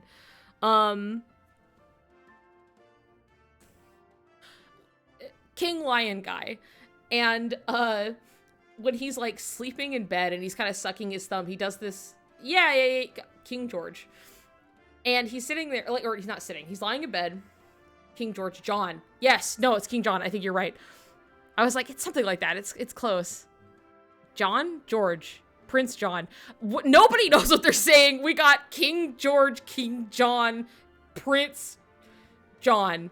Because I thought it was a prince something too, but then I was like, but he's like royalty. Anyway. The lion, he is lying in bed and he's sleeping and he's sucking his thumb and he's like also like rubbing his feet together in his bed Prince John confirmed. It's been a very long time since I've watched that movie, to be fair. And the last time I was like interacting with it was when I was watching the documentary about I have realized recently how bad I am at remembering names, as though I can remember like visually. I'm like, oh yeah, that person. And if somebody were to refer to them, I'd be like, oh yeah, I know what's going on. But like the second I have to like actually say their name out loud, I'm like, I can tell you exactly what they look like though. So anyway, the two like old animators who were like friends, it was like Ollie and something, right? I was watching the little documentary about them, but like one of them, they were animating Prince John, and they were like, my son did this thing when he was in bed. Frank and Ollie, there we go, thank you.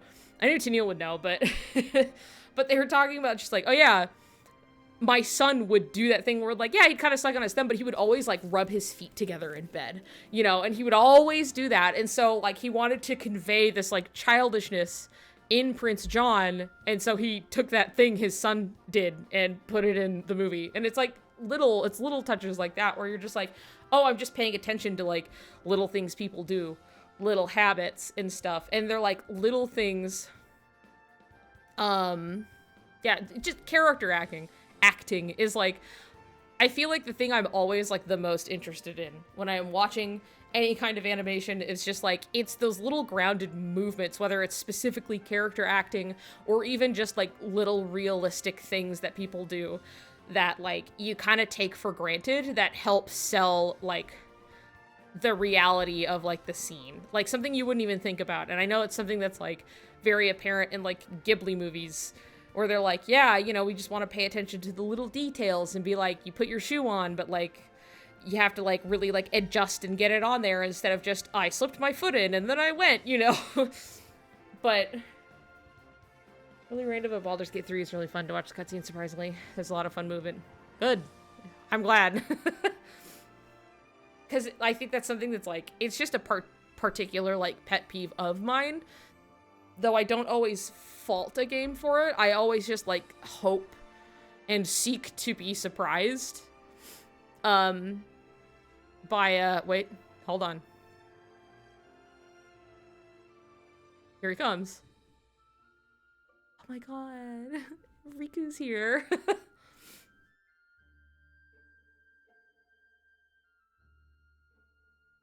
They also animated, Pinocchio, and there's this scene where Pinocchio is lying and twirling his finger in his shorts, and it's a pretty famous, example of character acting in animation.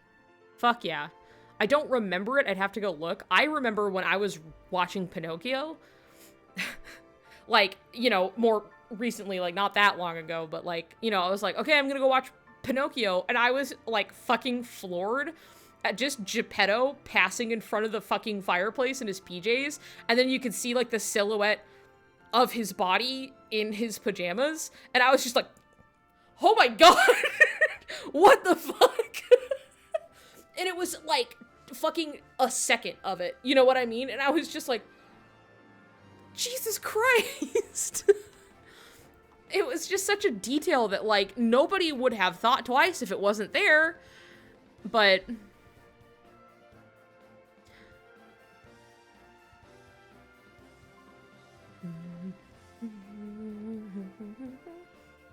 love seeing those behind the scenes where the actors would block the scene and the animators would go off that. Yeah. I mean, that's generally how a lot of animation goes, but at least it should, where it's like, you have like steps and processes. I need water. I'm out. I'm dying. Yeah, no, Pinocchio's nuts. They were like, all right, we did Snow White. You want to look at what we can do? And they went like nuts. Like, that's cute. Look at this.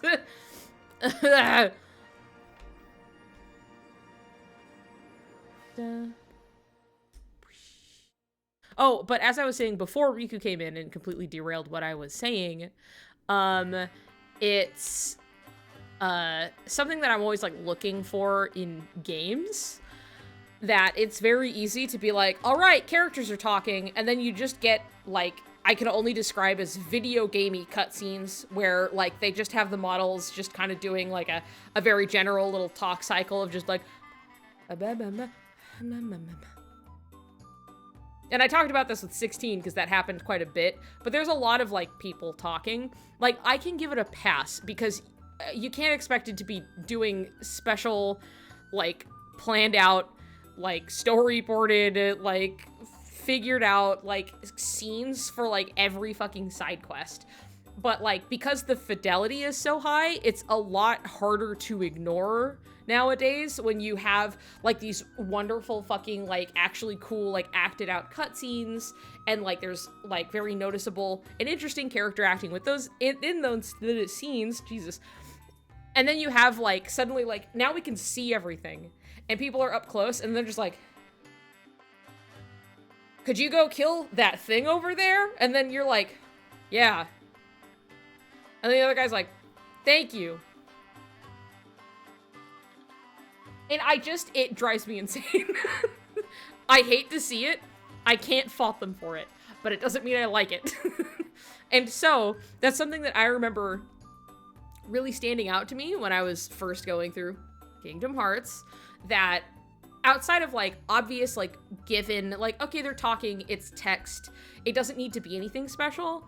That's where like the increased fidelity of like games today make that stand out way more, because it's like fully voice acted and everything, but they're just standing there and like one leg is like up on a rock because you're half standing on it when you entered into the cutscene, and it's like, yeah, blah, blah, blah, blah, blah, blah.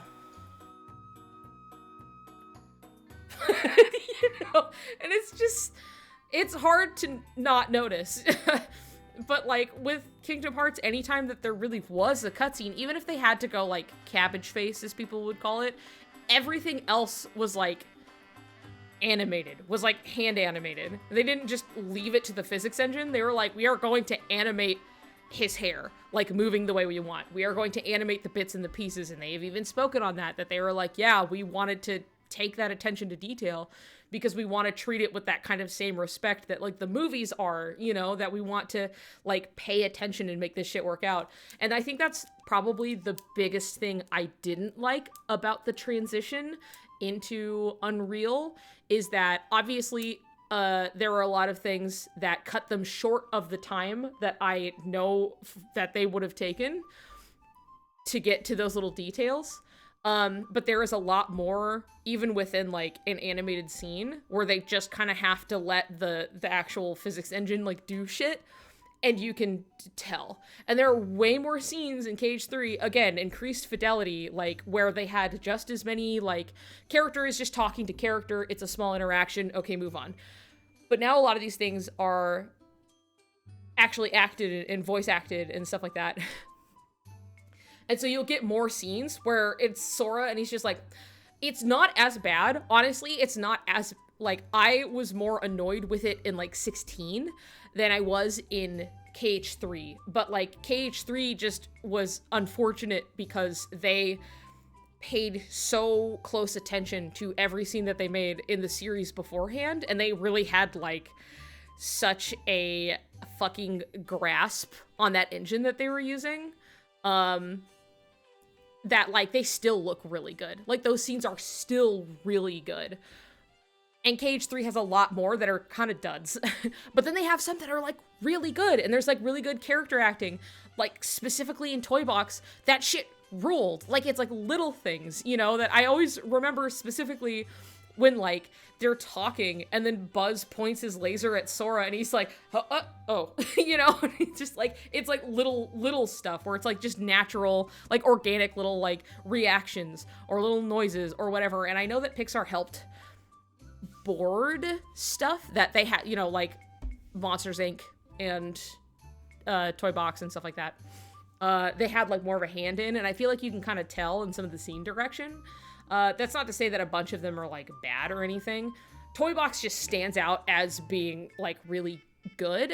Like, that's peak, like, Sora is in a world interacting with characters.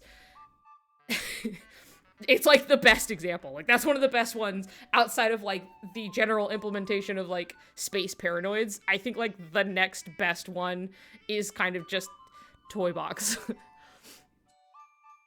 KH-ISO's story-driven character animation is almost a necessity. KH3 feels a bit more reserved in facial expressions. Yeah, that's where like they'll kind of fall back on the, okay, we can use an animation general to convey, even if it's just like a repeated like kind of thing, you know, where they're like talking. There's a lot of, you're obviously just moving the head to like have them look, but they're not really looking. It's not like an organic going like looking down or over. It's just kind of like, you know what I mean? And it's just like little stuff where it's like, I will see it. And I'm just like, ugh.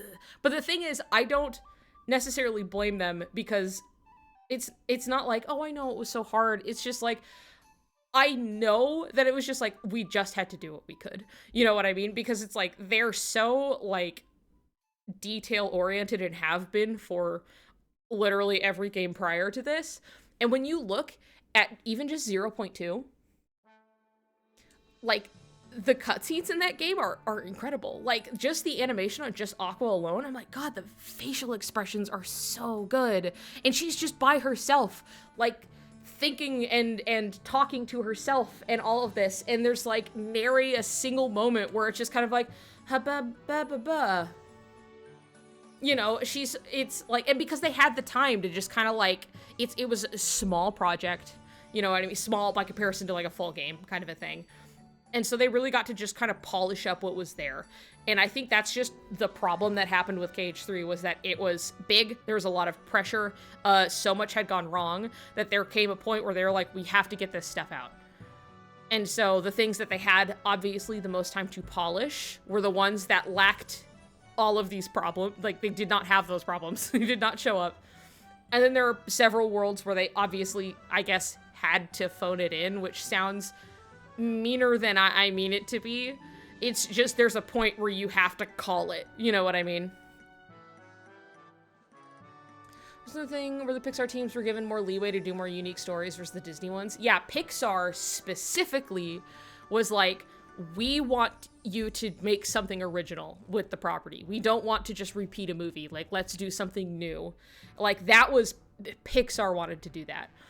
And when it came to Disney, as Nomura had talked about beforehand, most of the properties he was working with, those people either, like, were dead or did not work at the company anymore because a lot of the old, like, you know, like Alice in Wonderland, Snow White, even, like, you know, people just, like, move on and go to different companies and stuff. So, like, even just, like, Hercules, Tarzan, like, any of the Renaissance movies, he had to just go through more of like a, hey, can I do this, general representative. But now it was different because he was working with much more recent properties, ones that they are a lot more protective of, and the people who worked on them are still there at the company. So he had to work a lot more directly with the people who worked on it, which kind of caused its own complications. There was a lot more like, I don't want you to do this, but you can do this, and this and yada yada yada, and it was just a lot more like finicky, I guess, and there was a lot more having to like wait for like approval stuff as opposed to just a representative going, yeah, that's okay, yeah, this doesn't cross the line, don't do that, and then like moving on. Now it was a lot more like, okay, Frozen cannot be this way or that way, and then also having to talk to people who like wrote for it and all of this, and just having more of like your hands a little tied. But Pixar was like exceedingly like, let's do something new together. Let's have fun with it, you know? And so it's like, oh my God, it's almost like those are like two of the better worlds in the whole game. Because they got to exist within the universe of these movies and also be their own stories. Like, you didn't have to remove it from anything. It was just like they fit them into like, I guess, the timelines in their own sense. And it ripped the potential of like Arendelle. So sad. So sad. I think even within Disney Studios, there's a general misunderstanding of what Kingdom Hearts is, so I can imagine exactly how those meetings with Nomura went. Yeah, they seem to understand more now, as Nomura has expressed. now Disney knows Kingdom Hearts is a thing, as opposed to just like, yeah, I don't know, we just let this guy do, like, they make a Disney, you know, they make a game for us or whatever, and like, yeah, it does well, it's money. And like knowing nothing about it, which is how you get shit like, no, Sora can't hold the handle of his Keyblade because then it's like a sword. And it's like, well, cause it is, you know, like it's so that it looks stupid. There was such a detachment from what Kingdom Hearts is for a really, really long time that made it kind of difficult. But times have changed and people tend to know more what it is. People who grew up even playing the games now working at Disney, or people who just have played it and have been within the company the whole time. Including, what's her name? It's like, is it like Sasha Tone? I don't remember exactly. Again, names difficult. But like, she had been working at like Pixar, and when this came through, like she had also spoken on that usually when anything comes to like games or some kind of newer thing, that they go talk to her, because she's like, oh yeah, like Sasha knows, you know, Sasha knows what's this whole thing.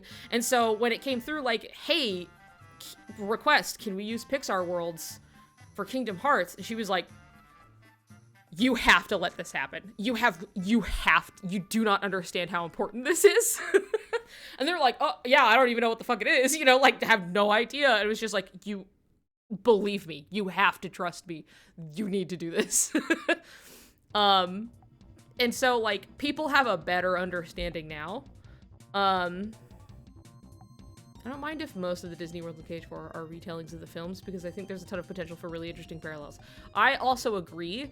It really just depends on the execution. And I also think, like, even just within KH1, were a lot of good executions in that there are, like, elements of the movie plots, but they are worked around what is otherwise, like, an original adventure by Sora and company, right? So it was, like, it's, like, integrated into the movie in some capacity, but it's not just the movie trying to play itself out.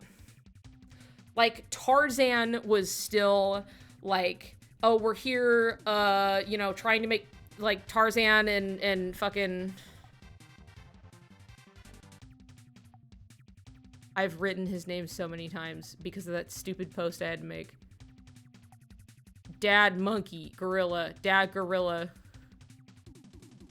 Kerchak, right? Kerchak? Anyway, like, they still have, like, oh, their conflict. And, you know, fucking Clayton is like, yeah, I still wanna fucking shoot the gorillas. Oh, I don't wanna actually, I'm going to shoot the gorillas, you know? And then he goes, like, he has this whole fucking bad time, and he dies for it, right? And so, like, you still have these, like, beats from the movie in the way that you're, like, familiar with it, but it's still, like, to do with Sora and, like, what is happening, and, like, there are Heartless, and they're causing problems. We have to protect the gorillas. Oh, no. Clayton's being weird. How is he sitting midair? Oh my god, he's riding a giant fucking lizard, you know? And then it falls on him and he dies, you know? And it's just like, yeah, I guess that's a little preferable to him literally being hung by vines, and you see the swaying silhouette of his corpse in the rain. I don't actually know how much it was swaying. I think you could see him hung, basically. That shit was dark. I should rewatch Tarzan. I always liked Tarzan. It wasn't, like, my most favorite. I just enjoyed it. I like the shapes, you know? I like to see Tarzan move. It's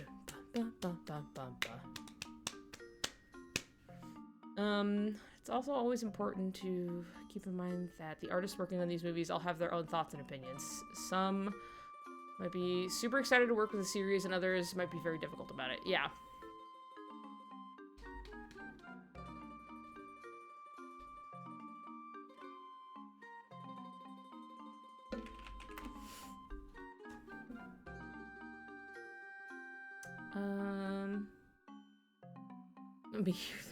My brain coming back from drawing, just like, to what?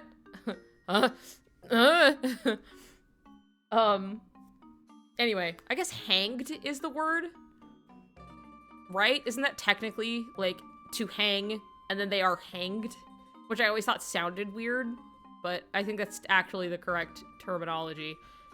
Anyway, I think, like, going along with the movie plots is not necessarily a bad thing. It is just the implementation of, like, Sora and company within that. And so it does stand out when it is simply, we are recreating movie scene and Goofy is there. And if this happened every once in a while, that's fine. This is just, like, most people's impression of, like, what this is. Versus, like, we are on our own adventure and we get to visit a world. And then, like, like, what's gonna happen when we get here? And it doesn't have to just be, like, movie happens. You know what I mean? Cage 1 really did a good job of that. Because you got to go, like, all of just Atlantica, and you go in there, and it's like, yeah, there are elements, obviously, like Ursula and what she is up to. But that's, like, directly integrated into the plot of Kingdom Hearts. Like, she's already being a part of a larger plot in the series. And then I still think about fucking King Triton and his like, you're the key bearer. And she's like, get the fuck out of here, you cause problems. And you're like, whoa, you know? That's crazy. And it just has this, like, it implies such a larger universe, you know? But it's like, they may or may not have had more freedom with it at the time. It's, you know, who's to say? But I just know that, like, this and, like, that kind of strong arming it into a movie plot thing, I think has been the most apparent in Cage 3, like, very particularly. Like, it really was just, like, Cage 3 was, like, just really, like, it's like Arendelle is really bad with that. So is Kingdom of Corona. Not great.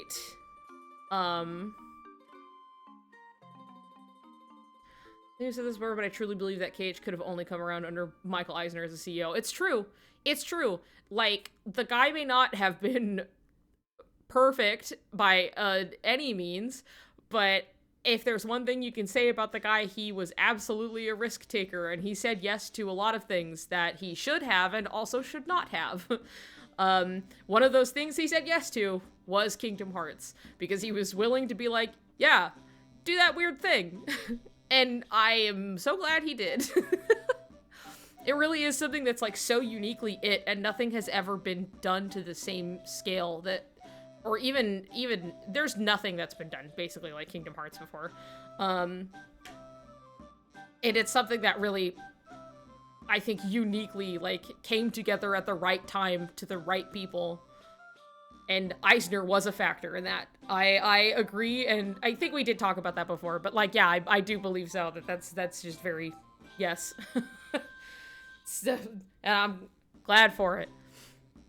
But I don't know. I'm excited to see how things happen moving forward, especially if things aren't desperately under crunch like Cage 3 was, and not getting, like, over, like, a year's worth of work just wiped out from underneath them, and then having to learn a new engine. Like, because it's like, compare Cage 1 to, like, Cage 2 and how much things improved. It's insane. And, like, I just think, like, given the time, and now that they're more familiar with tools, they have assets already made, kind of a thing. Like, it's not just from fucking scratch in something that they don't know what they're doing with. There's a lot more experience. And there's even just, like, experience too from just, like, other games within the company, and people be shifting around and doing things, and, like, 7 Remake looks incredible, you know? Like, people be learning, things be improving, and I think, like, I'm very, like, hopeful and, like, positive that, like, moving forward, things will look, like, very nice and very polished, and something to a level that we would have expected, like, the old games to be on. And a little less stiff, like Cage 3 stuff has been.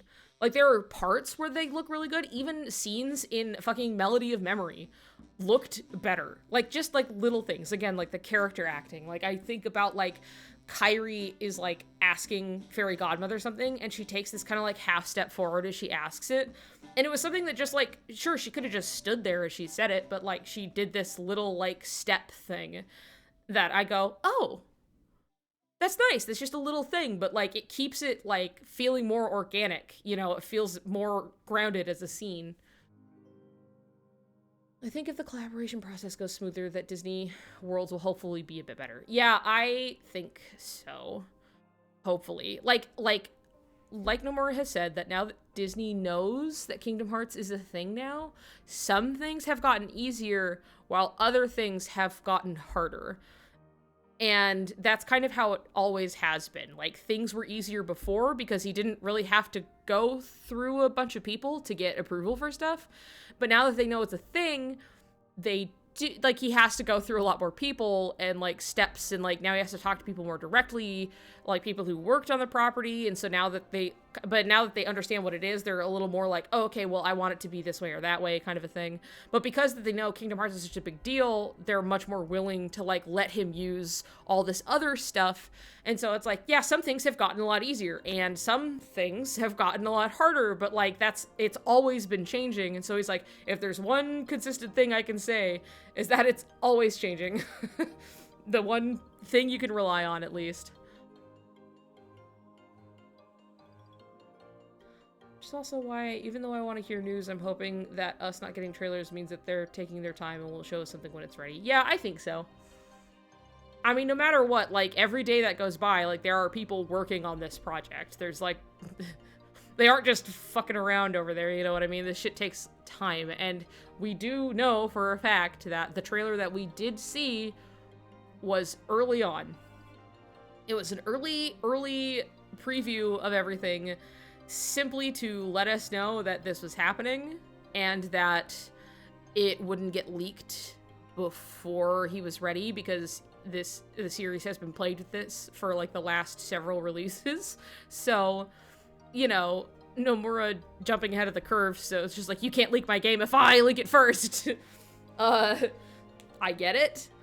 So, like, it's something where it's just like, yeah, we are getting, like, a little peek into it, but, like, it is and was stated to be early, so, you know, it's gonna be a bit before we see anything about it, but the only thing I'm like, well, what's going on is fucking Missing Link. I just want something in the meantime. I want something to nibble on. I'm starving. That's all. That's what I want. I want to hear news. Like, we got the one test, and then they're like, we have to test on Android devices. And then we didn't hear a single thing. And that was in January. Don't forget, that was January of this year. Yeah, because next month is the Tokyo Game Show, right? I believe so. So, yeah. So, hopefully we'll hear something. It would be very, very exciting if we got anything about KH4. But I'm not gonna hold my breath. If any, my one, like, is just, I would love to hear about Missing Link. Like, that's the thing I feel is, like, the most reasonable next step forward to hear something about. But we will see, I suppose. That just feels like the most realistic thing to expect moving forward. And then, like, at some point after release of Missing Link, I feel like it would make sense to then start to hear something about KH4. But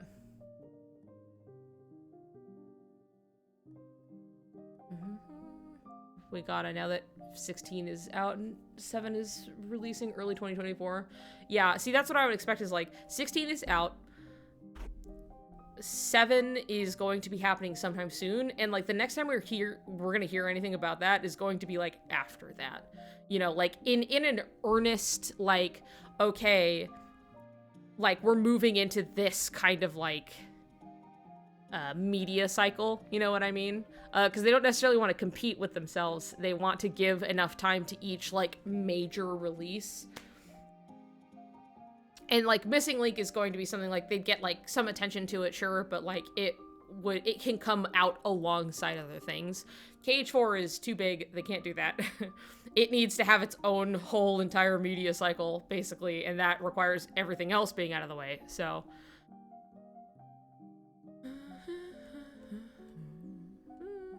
All I want to know is what's going on with Missing Link. Anything at all, give me a screenshot of a date. I don't care. I think because Ever Crisis is releasing next month, we will get something for Missing Link soon. Hopefully. Yeah, I keep forgetting. I'm like, right, Ever Crisis. I still don't fully understand what it is because there's like 3 different things going on with that game.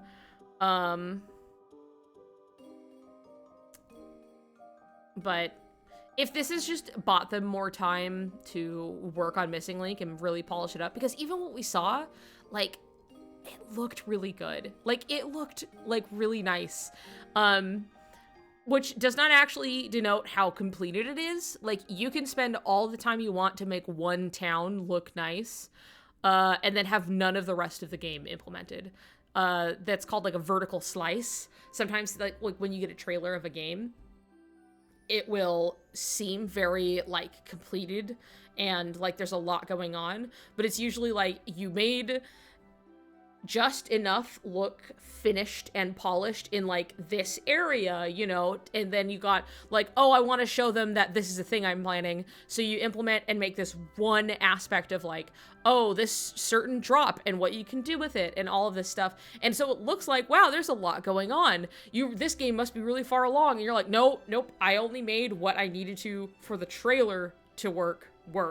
And that's just basically a vertical slice. You made it, like, look, it's just like one piece of the cake, but there is no rest of the cake yet. So you're looking, you're like, wow, that whole cake must be so yummy. Can I get some more of that? They're like, no, I only got this.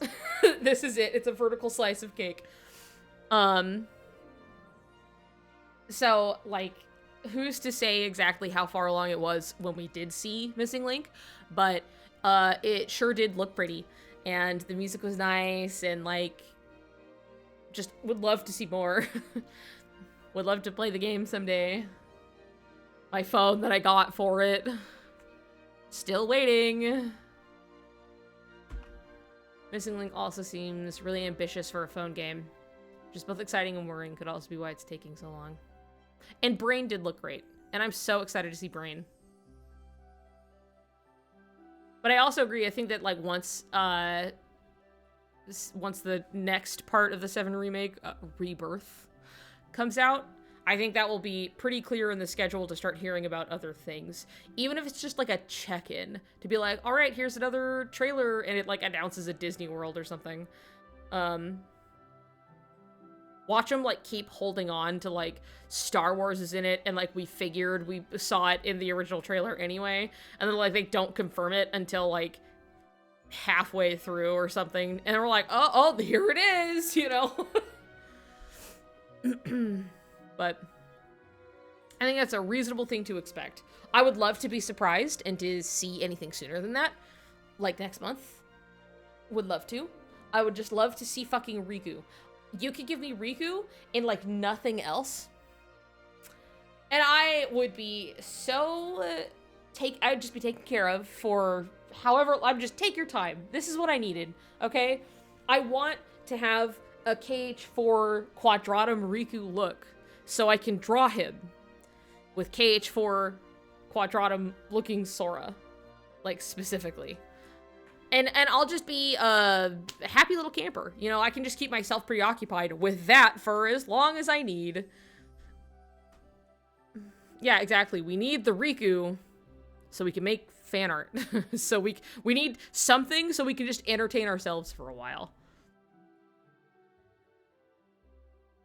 Keep having a nagging fear that Riku won't be in the next KH4 trailer we see. See, I think that all depends on... I say, like, how involved Riku will be, which I think it's safe to assume he will be fairly involved, obviously. But it depends on, like, how much of that execution is supposed to be, like, a surprise to whatever we're dealing with. Like, are we going to see him searching for Sora, or are we going to be playing as Sora until Riku finally comes in at a moment that would be really important. You know what I mean? And so it's like, how much of Riku's inclusion do they want to? And I'm not even saying that doesn't even have to be like far down the line. It's just like, how much of that are they going to show depending on how it's implemented in the game. I mean, we will see him at some point. They aren't going to keep that secret. But it's just like, how much are we going to see? Because it's like, we did not see Riku in KH3 until like a long fucking time in. They did hide him until 2 months before KH3 came out. Yeah, it was very like right towards the end there when they were like, yeah, it's the trailer that reveals, you know, the song for the game. And then it was like, surprise, Riku's in it. Surprise Riku reveal. So funny. Maybe that because we already know he's going to Sora. Yeah, and see, that's the thing that like I'm thinking is a safe bet. Is that like we'll probably be seeing him and some kind of involvement because we already know he's left. You know what I mean? Where in like KH3, like bits and pieces that we were playing as him weren't that many. More than others, but like, you know, it's pretty much Sora with like a small dash of Riku on the side. And then like one fight is Aqua. So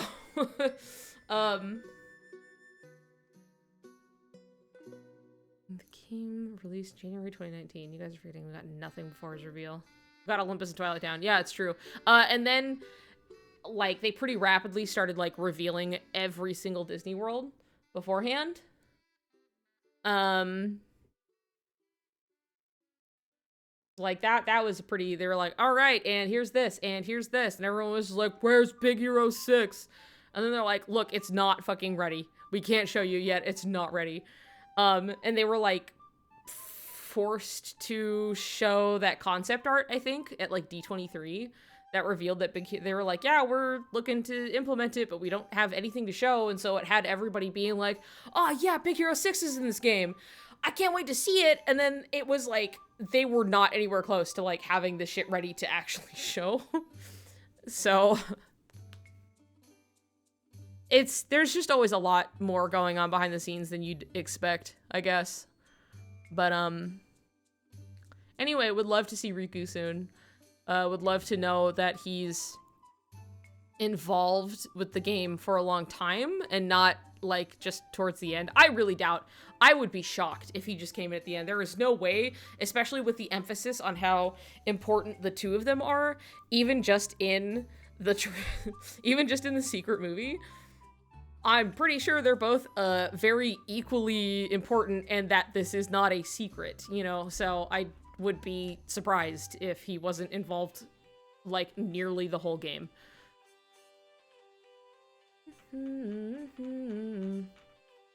Place your bets. He will have shorter or longer hair. Mid hair. Hi, we? Hi, Angel. Hi, baby. Oh. Oh. Do-do-do-do. Hello, my baby. Hi.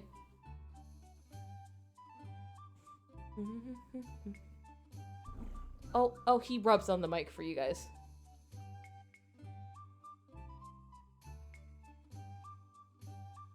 Come here. Come on. Wow, you smell so nice like a kitty cat. Oh my god.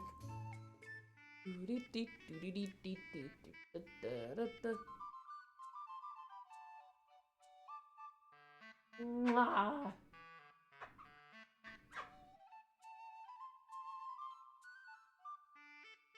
All right, there we go.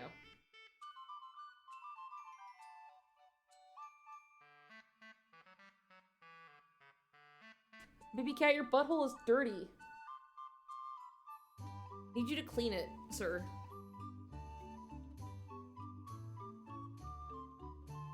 Anyway, let's see. If they give him facial hair of dropping the series, I kinda don't think so. Nomura doesn't even give them armpit hair. Like, there's no fucking way.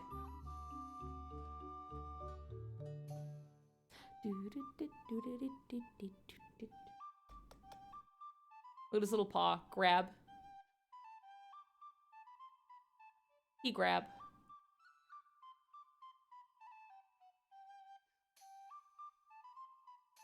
Are you so handsome? Are you looking outside? Look at him watch. Incredible stuff. Anyway. I feel like Riku's hair is going to be largely the same. It's just going to be stylized to fit the world more. That's what I think. Because that's pretty much what's going on with Sora. And that he looks this way specifically because it's akin to a world form. As, you know, Nomura described it, like, he looks like this because he is there. Specifically. Sorry. And so I think he's probably going to look much the same, though he's going to have, like, a sick rat outfit or whatever.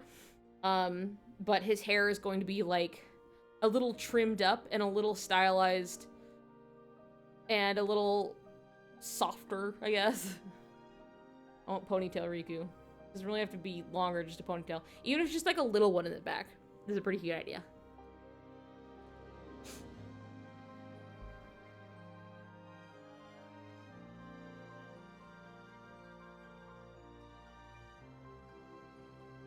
So Riku left to go find Sora looking no different than when Sora left.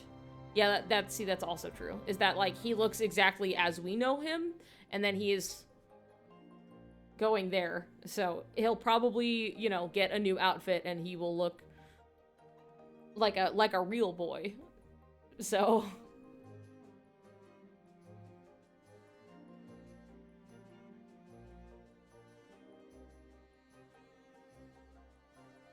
but oh, what's this? What's this?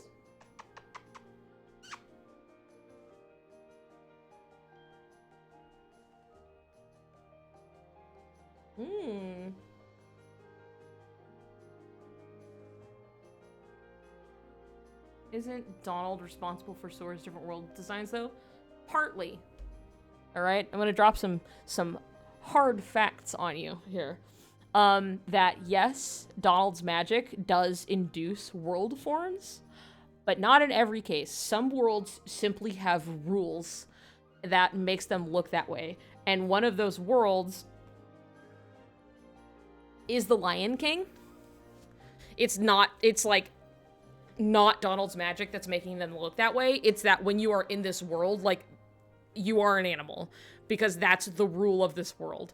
Like, that's just how it functions. There aren't, like, humans. So, and obviously, Donald and Goofy are, like, not, like, strictly human, but they are, like, animals in a way that would fit within this world. So, there you go. Just, like, sometimes worlds just have, like, rules. Like, things have to look this way, and that's just how it is. Bipedal weirdos. Yeah, not gonna fly. Not in the Pride Lands, baby. Yeah, that is why Pete. That is literally the reason why Pete looks that way. He looks like a weird fat lion guy. And, that's the reason. If you ever wondered, because it certainly wasn't Donald's magic making him look that way. It was just because that's the rule of the world. That's why Pete. Yeah, that is why Pete. I love that they're like, well, we gotta. It's the rules. I know we made these rules, but, like, we gotta make a lion Pete. And then they did. They're so brave.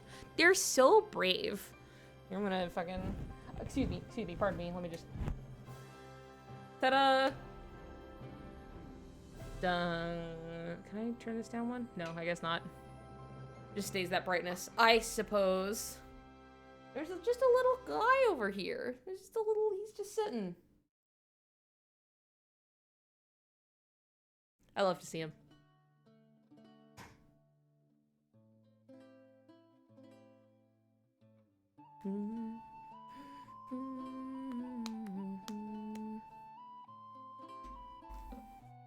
Anyway, I can't wait to see Riku.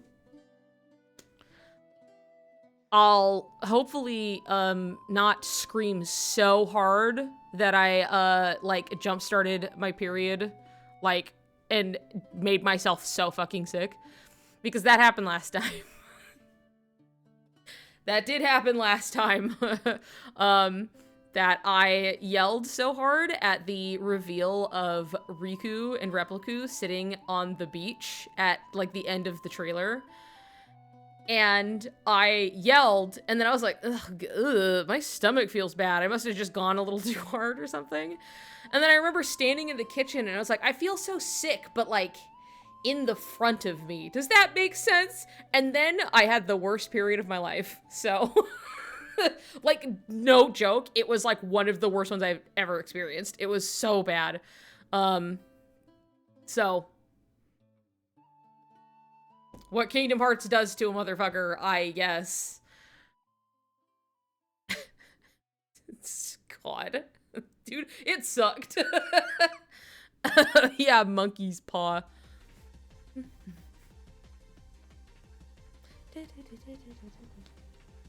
I don't know if I can really show you guys, but like, shit. Get out of here. Chicken dinner. There's somebody left this roast turkey down here. Just on the floor like this. All dirty. Anyway.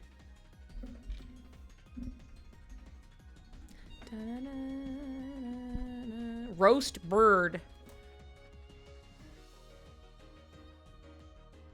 Yeah, pee with your year-long infection because of Cage 3. It's just what it does to people. And we keep coming back, so...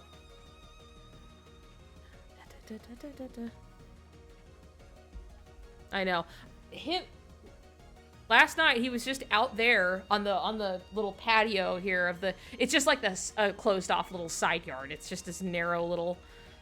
I am not letting him outside just to roam around. He's just out there lying basically on a dirty patio, and it was like hot. It has been so hot here the last several days. Like, we were getting like excessive heat warnings, and it was like over 100, which is like 37, 38 degrees Celsius for people who need that. It was like stupid hot, right? And we're in an area where a lot of people don't have air conditioning because it's not supposed to get that hot. Thankfully, I have air conditioning. So we're okay, but it also blew out our transformer, and the whole neighborhood went dark for over an hour, so that was fun. But anyway, it's been like just fucking ball sweating hot outside. Unpleasant. And then baby cat off screen, he doesn't know shit. He doesn't even know it's hot outside. He just sleeps under a blankie on the couch, you know? He doesn't know fucking anything. And then it comes nighttime, and he's like, I need to go outside so bad. And so he's just lying outside it's still like almost 90 degrees. But he's like, this is pretty sick. And he's just lying out there getting covered in dirt. And he's like cream colored. And this is like potting soil. So it's like dark dirt, okay? This is advanced darkness. And he's just like rolling around out there in it. And then eventually he came back in, and I was like, oh, hi, baby, here we go, pat, pat. And it just, my hand just comes away with grime. It it was awful. And then I had to like shut the door to keep him in, and I was just trying to wipe all of the dirt off of him. And he's like, well, this is pretty cool. I don't know about that. Can I go outside? I'm like, nope, no, you cannot. And I'm just trying to wipe all the fucking dirt off of him. He loves the dirt. And has no problems, you know? He doesn't have to deal with the heat outside. He doesn't even know it exists. He just gets to go, well, this is kind of nice out here. And then gets covered in fucking dirt. More dirt than cat, it's true. Don't drink thinking about what the next KH4 could bring us. Because there's so many things that we're just waiting for KH4 to address. There is a lot, as well as plot points we can't possibly know about. Like, there's stuff that we need to know from things that we're already familiar with, as well as all of the shit we have no possible way of knowing because we're moving forward into unknown territory. Yeah, but what he is has yet to be explained. What do you mean? It's been years!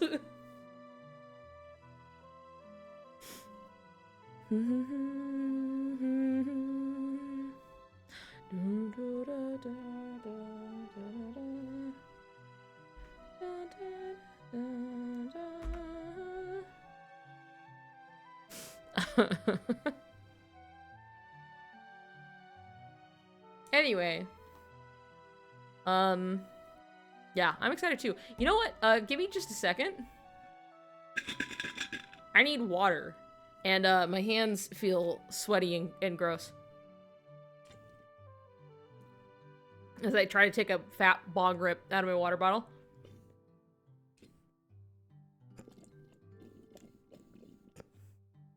Cheers. I'll be right back. I'll pause this real quick and then...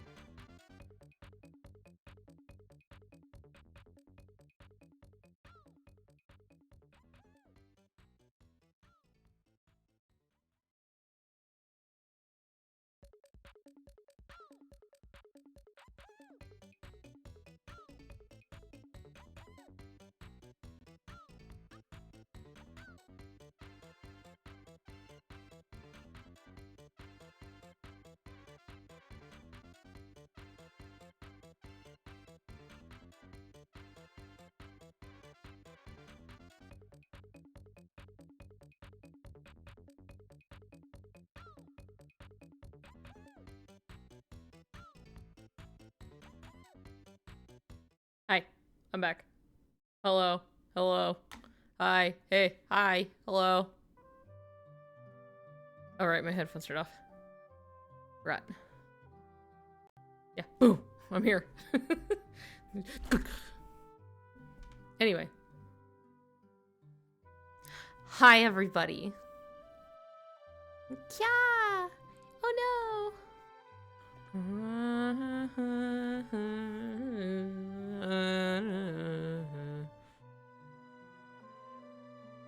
I'm trying to think if there was something else. I told you guys about my trip. Oh, here's a fun thing. Okay, never mind. I did have, like, news.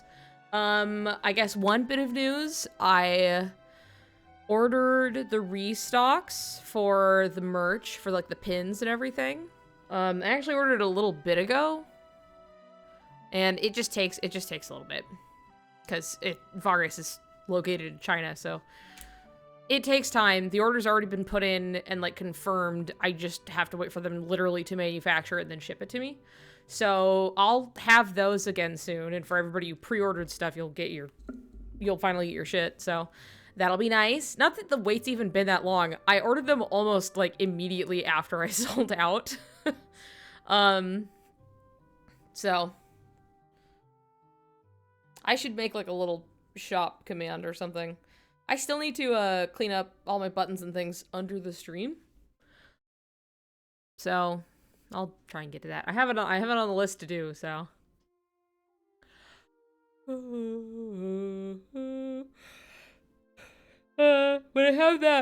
Speaking of merchandise, I did make a tweet about it. I didn't make a Tumblr post about it, which I guess I could do.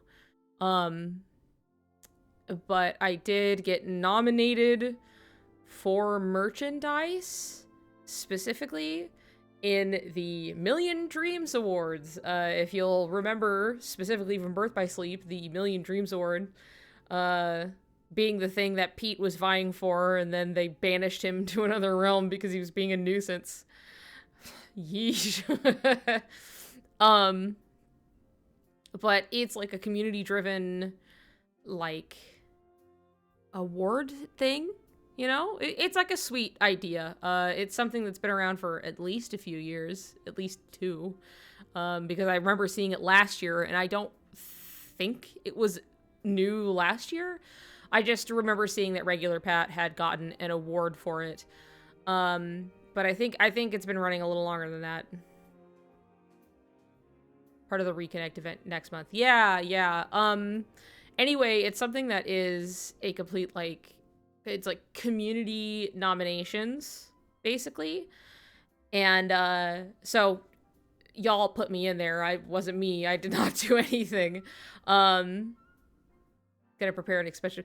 They ask you to do that. I'm not kidding. Like, that was in the email that they were like, hey, if you can't make it to the event, could you record an acceptance speech in case you are the winner so we can play it at the event? And I'm like, oh shit, okay, I guess I have to do that. Content Creator of the Year category. Oh, you put me in for that? That's really sweet. I guess, I don't know how they selected. It's probably just based on numbers. And so I probably just, it wasn't, like, I'm sure there were plenty of you that put me in, but probably not as much as, like, Tennille or Howler or the others that got put in there who are more regular, obviously. I'm not, like, putting out, like, a regular series, though I guess technically my talks with Tennille specifically have definitely garnered some attention, as well as my old Soriku TED Talk, so.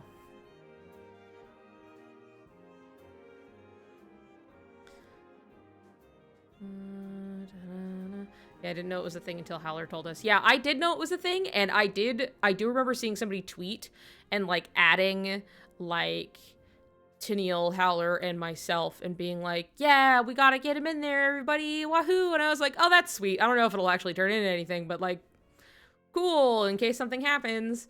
And then, yeah, I made it into merchandise. I don't know who was, I mean, I guess, like, I very recently obviously was like, wahoo! I still have my pins here on the desk with me.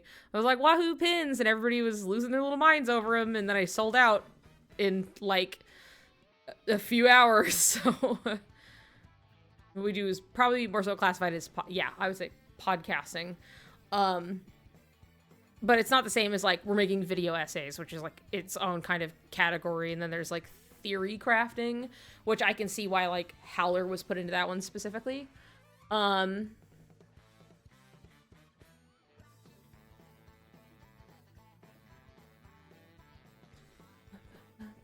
But anyway, so that's there, and that's something that, like, while also community nominated, it is also community voted upon.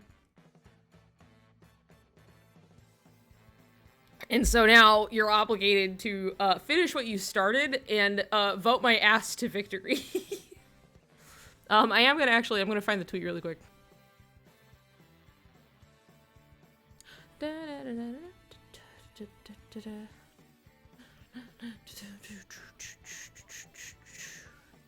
Hold on. I did do my due diligence as I was going through, and I did actually look at all of everybody who was nominated. Might be petty, but see, that's also why I want to win. I'm not fucking around. I'm on the exact same page of, like, gay people sweep, you know? I am also honored to be nominated. I am just like, wow, that's actually really sweet that, like, it was enough that, like, people put me in. But that's also part of why it's like, I wanted to go through, I wanted to look at everyone, and I was basically, like, looking through their Twitters and doing a vibe check, and I'd be like, oh yeah, you have, like, good, like, opinions and or seem like an ally or queer explicitly kind of a thing. And I was like, cool, you, and then I'd go through you, you know. So I was doing a lot of that. Where's my fucking, what do you mean? Just link, give me the link. Link, give me the link. Anyway, this is me quote tweeting it, but, like, I guess, hold on, if I go to the very top gives a link to,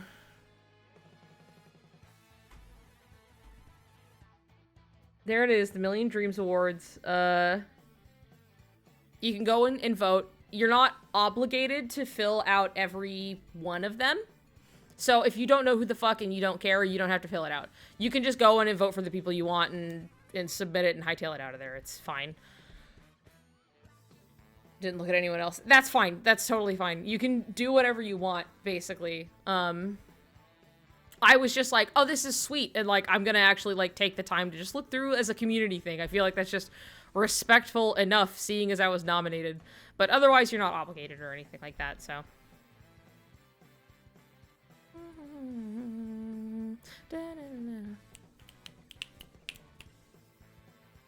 But there you go. So, yeah, anyway, I'm in there. And I would love it if, like, and I don't even have that much merchandise. I mean, I plan on making more, and I literally have shit, like, in the works, or I have started. I also have, like, an extensive list of, like, ideas that I intend to get to. I didn't vote for myself. I also did not vote for myself. I was just like, you know, that's fine. I'm gonna vote for, like, I voted for, like, Rose Fin Apple, genuinely because I was eyeballing their merch beforehand. Like, before we were ever, like, nominated to get, I, like, knew who they were. I follow them on Tumblr. And I was like, God, they got some good shit. I really want this and that and stuff. And I just haven't purchased it yet, so I was like, boop, you know.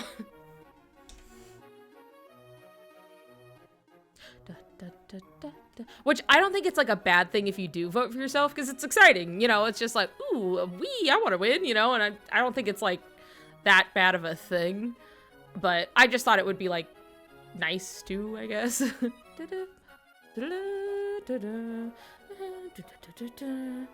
But I just don't have, like, so much merch or anything, even if I'm planning on making more.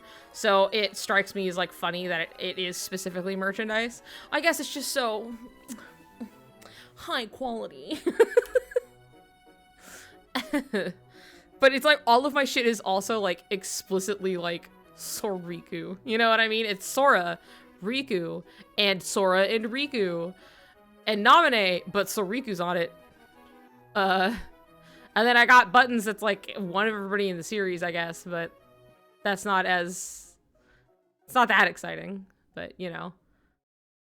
That's just always the things I get. That's just the shit I get ideas for. Though I do have ideas for other stuff. I have some ideas for some, like, Roxas stuff, specifically.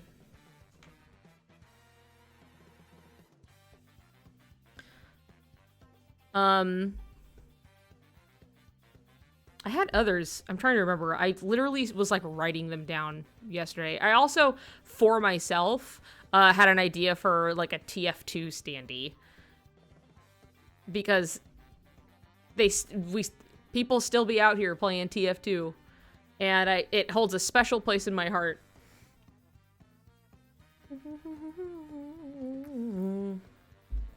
But it's mostly like kind of goofy and silly, I guess, was the idea.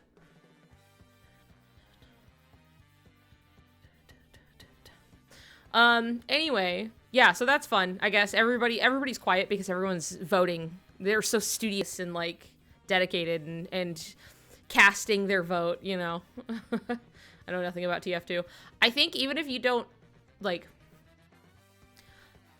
TF2 is such an interesting, like, landmark of a game, I feel like, that even if you never play it, I think that it's still good to at least observe as far as, oh, Trix, thank you.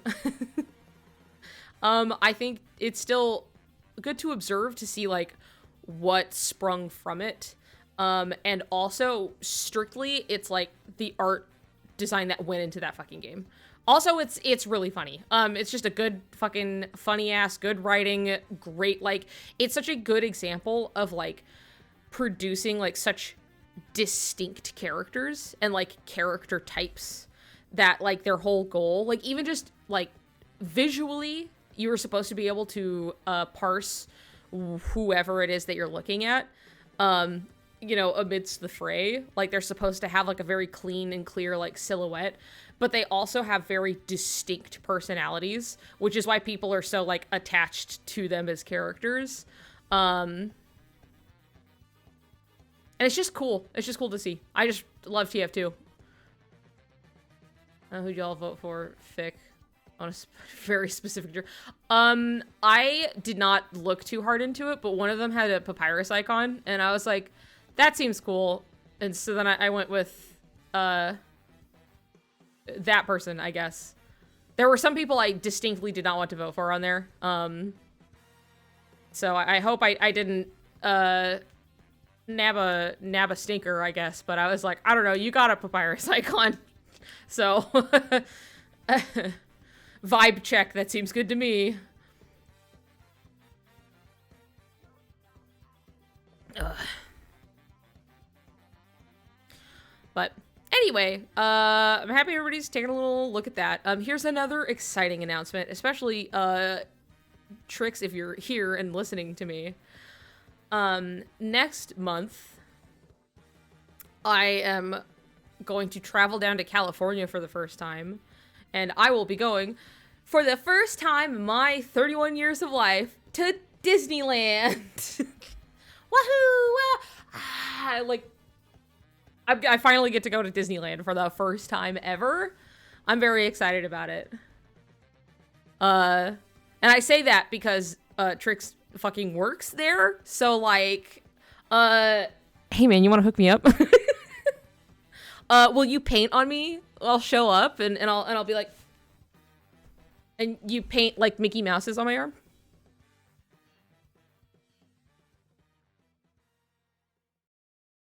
I'll be in your area.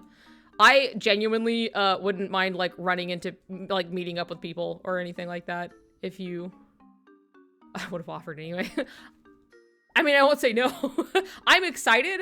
The only time I've ever been to, like, the parks generally, I was very, very young. I was in, like, kindergarten, okay? I was, like, 5, and I went to Disney World, and a lot of parents bring their children to the parks when they just aren't gonna remember. They're just never gonna remember this shit. My mom is really lucky I remember visiting Disney World. Money not wasted.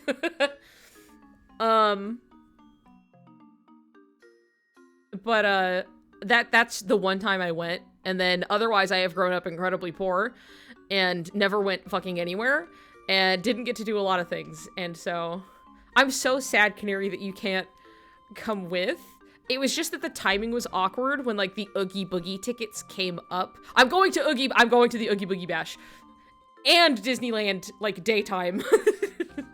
It was specifically dear beloved wonderful Claude managed to nab Oogie Boogie tickets and got like 3 of them. And was like not sure that like they were gonna be able to get any in the first place. So it was like and then did manage to get them. So me and partner going down, and then we're just gonna be down there for a little bit. Say hi to King Mickey. I'll have to say hi to King Mickey.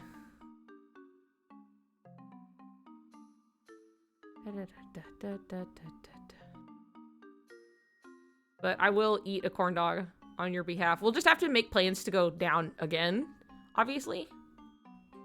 But, let's see. I went to Disney World once when I was really young. And then once during spring break on my last year of college with some friends. Well, that's fun, though, with, like, pals and everything. First time was when I was 7 and I still remember it well. So jealous that you're going to Oogie Boogie. Yeah, I'm very excited. Obviously, Halloween time. I have to, like, compose, like, a Halloween outfit to go. So, I don't know, the spring, summer, Halloween, and Christmas, New Year, and Halloween is the best. But I got to go to Disney World plenty of times.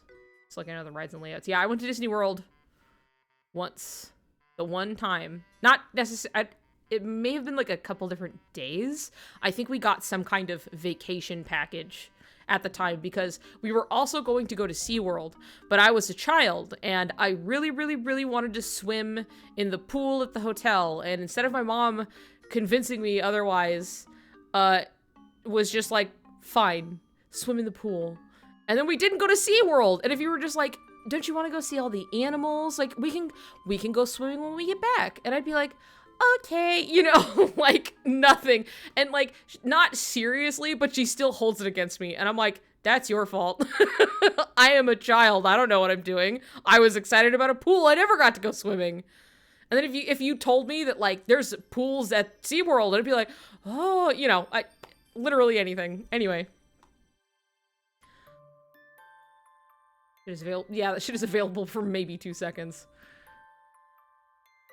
Here on a day I'm working, I can let you know if I'm in Fantasyland. Please. I mean, I'll talk to you beforehand, and I'm sure we can, you know, we'll meet up in some way. You guys going to Disneyland, or will you have time to do California Adventure as well? You want to take a shower? I'm talking about how we're gonna go to Disneyland! Woohoo! Well, but I guess we're doing, like, California Adventure by way of, like, Oogie Boogie stuff, right? Like, that's where a lot of that is, if I remember correctly. I'm, like, more familiar with the parks than I realize because of all of the videos I was watching over quarantine. So now I'm, like, I've never been, but I'm kind of, like, well, I know but, like, we're gonna have, like, Oogie Boogie time. And then the next day, we're gonna have the 4K walks are gonna be real. And it still won't look as good as the 4K videos, which is the most fucked up part about it. It sets an unrealistic expectation. My room is really orange.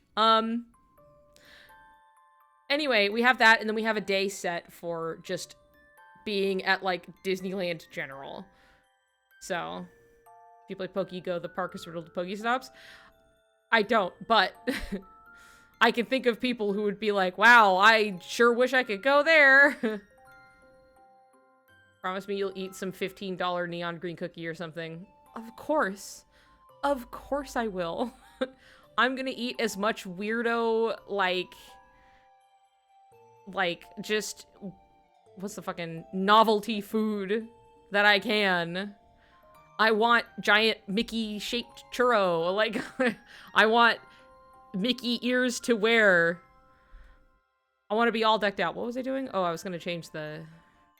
Hold on. We're going to... Ooh, I'm looking a little sick. little ill. Ooh, it's so cold. Oh god, oh god, it got so green.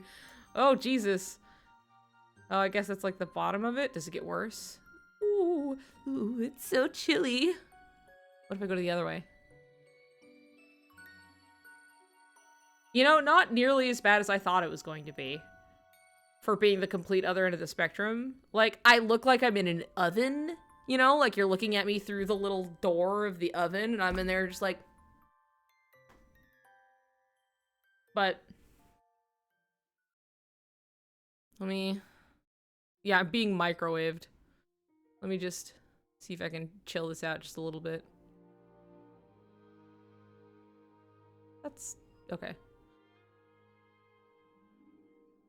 Anyway. Oh yeah, the San Francisco stuff is gonna be... Because I remember we were looking at that, and then I was like, oh shit, it's like complete before I'm going, so... We have money for a nice sit-down food experience while there. I highly recommend Blue Bayou. Noted.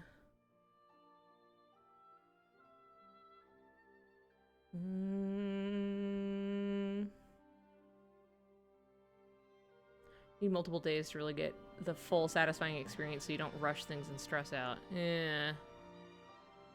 Correction Harry, if Miku's chill with me being weird in the park with them, the cookie will be... I'll be absolutely...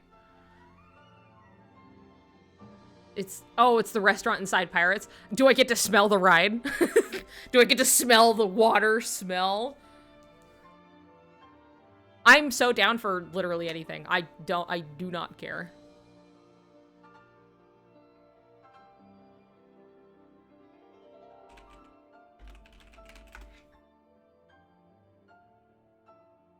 Like it when they give you a little Tinkerbell clip-on for your drink. You'll never stop smelling the ride.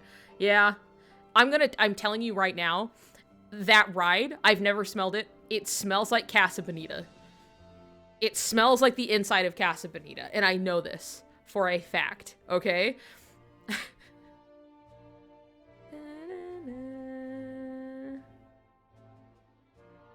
Wet ride smell. I'm not going to tell anyone the cause of the smell. What secrets do you hold? Because to me, that smell... Again, I've never been there, but water and moisture in the air touching carpet, like any fucking fabric in the vicinity, like it will smell like that. It'll just start creating... It's like a mildewy, waterlogged smell.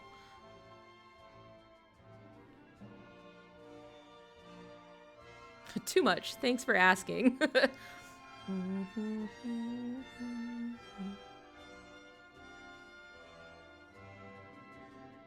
Smell of darkness. Moss, kind of mildewy, but not in a bad way. Yeah, it's a dark ride, yeah. Guess I'll have to ride Pirates. I really want to go into the Haunted Mansion.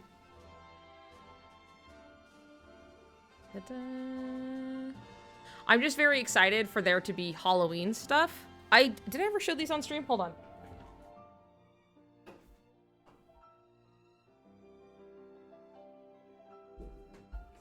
So I have Halloween, Disney's like Halloween Crocs from like a couple years ago.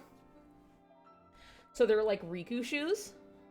They're like just plaid basically, like, or well, it's more like a gingham, but it's like gingham, like black and gray with the little, and I wear these like every day. I love these fucking shoes. They're basically Riku shoes. And I am like desperate for, oh, there's like hair on it. I'm like desperate for whatever like good new fucking little Crocs that they have. Look at these fucking, they're perfect. I love them. Here's the truth though. I always loved like gingham and like plaid and shit like that long before Kingdom Hearts. I would wear it constantly. My Tumblr is called Plaid Sarcasm, I think. Like, it's not like my, but it's like the title on my Tumblr or whatever, because I was wearing an orange plaid short-sleeved jacket like every day for years. So this was just something that was up my alley. And then when everyone was like, oh, no more all this plaid. And I was like, sucks for you guys. I'm with him. All right, bye to Neil. Good park shoe. Me with red plaid shirt every day. That's just gay people shit, though.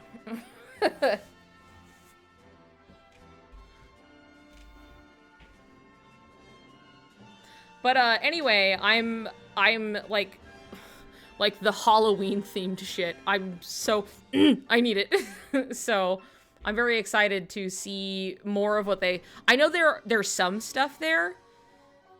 But I know that it's going to be more fully out at the start of, like, September. Because that's usually, you know, they give it, like, that whole month before October. And then all of October. Before switching to Christmas, basically.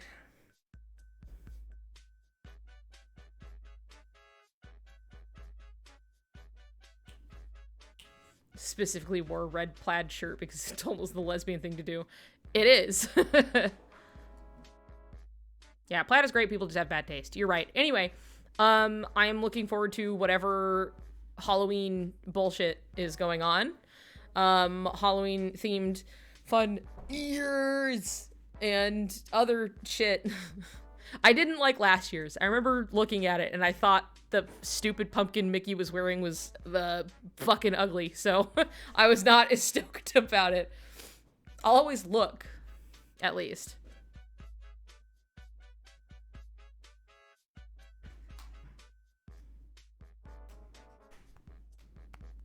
KH is the reason why I love the punk aesthetic and plaid.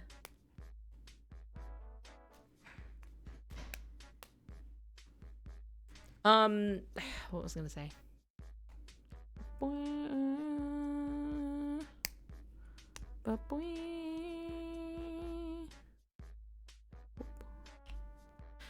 Yeah, anyway, I'm excited about that. That's my little announcement, I guess. I don't think there was anything else to be said. We got the Million Dreams. Cast your votes. And then I go to I become an awarded member of the Kingdom Hearts community, and then I go to Disneyland and I go right with Mickey. Going to Disney and Kingdom Hearts clothes is fun. I have Source Cage 2 outfit, so I used to go in like his shirt and jacket. Cast members liked talking to me. I want to see the acceptance speech so bad. I have to make one. I haven't done it yet. They were like, please submit this by this time. And I was like, aye, Captain, and I haven't done anything.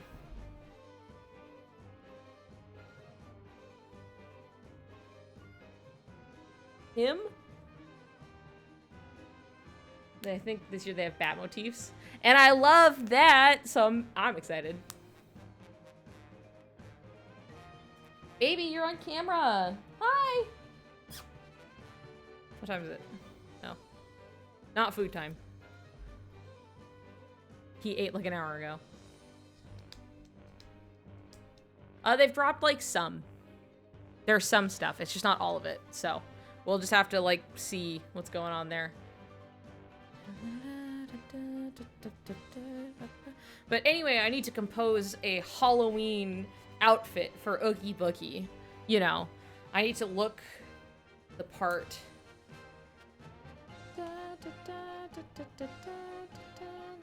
Oh my god, that's so cute. Oh no, her dress. Ah! Oh, I love it. It's such a nice like teal too. Let me you just walk into the middle of the room and just sit. Yeah, you know, he's just here. If I go to... Can I... Get out of here. I'm not doing a drop out. I guess that was the last stream I did, huh? Ooh. Wrong way. There he is. Hold. Can I... Is there... Please show the right web browser. There it is. Look at how cute. There he goes. Get comfy.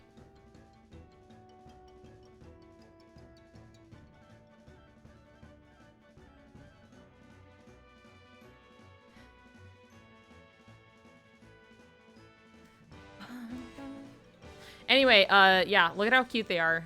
Minnie especially. I like Mickey's vest, though. I think that's very fun. But I love the, like, bat pattern. And her little sleeves. Oh my god.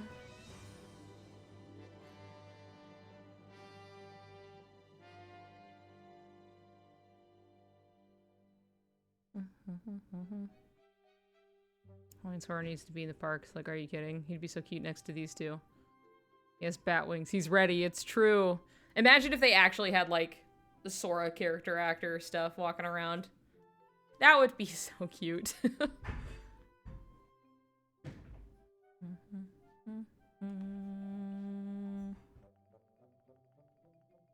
Anyway. There he is. Someone left, like, a whole turkey dinner on the bed.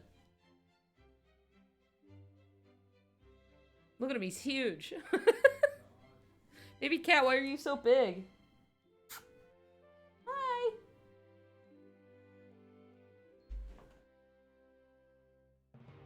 Hopefully Donald and Goofy are in costume again, but probably not. Yeah, that's kind of like what we're hoping, is that like they'll be in costume.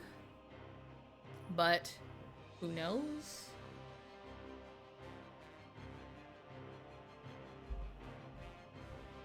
Can you imagine if your job was studying the character acting and embodying Sora Kingdom Hearts? For real. The way we were all like, oh, Disney would never let Sora Smash happen, and then turns out it was Nomura that was the pain. A bit. I mean, I'm sure prior there would probably be more issues to that. I think it's like there really did have to be a turnaround of Disney going, oh wait, Kingdom Hearts is light, but Kingdom Hearts is actually like globally like really, really popular. Maybe we should pay attention to this, you know? And there had to be like a recognition of, oh, this shit is actually like we should be maybe kind of giving a shit. But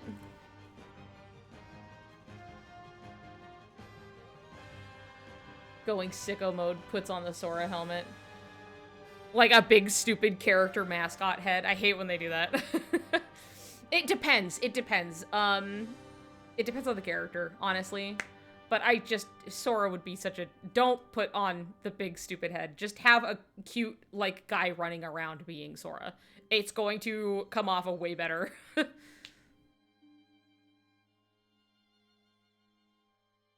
I know. Sora's only... I have seen it, and he sure looks... away, you know? And he's holding the Keyblade like this. Yeah, like Peter Pan, but Sora. Do that. Get a really nicely styled wig. You can do it. People do it all the time. Yeah, he sure looks. He sure does. Absolutely.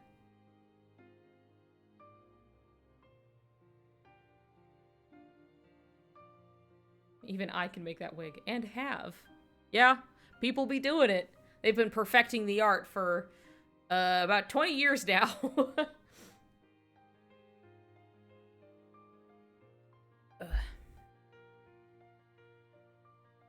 Because, like, you could utilize him so readily for, like, different events and different things, because he literally has world forms that, you know, correlate to specific movies. You can have a pirate Sora hanging out near Pirates of the Caribbean. Like, you can do anything. Imagine, just like they put Jack Sparrow in the Pirates of the Caribbean, that they, like, put a Sora in, and he's somewhere back there in his little outfit. That would be so cute. Like, they don't have to do much, right? He could just be, like, peeking and being like, whoa, you know? You could have Sora at every single part of the park. You could have him literally everywhere.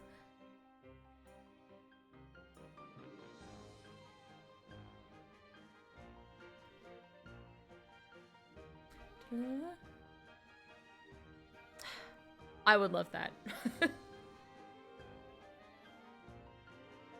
as much as is it like, boo, Disney corporate, like, I would love to see Kingdom Hearts, like, treated with the same, I guess, level of, like, respect and attention to detail as any of, like, the movies and things. I think that's the thing that's very, like, the thing I want to see. That it's, like, something that's, like, wow, it's important to a lot of people and has been for a long fucking time, and to see it get the treatment that all the movies and things do is the thing that, like, I want to see the most, you know? Sora as the rare character that can actually go between lands. Like, he has an actual reason to do so. Like, the universe permits it very specifically. Yeah, one Sora actor with a lot of costume changes, exactly.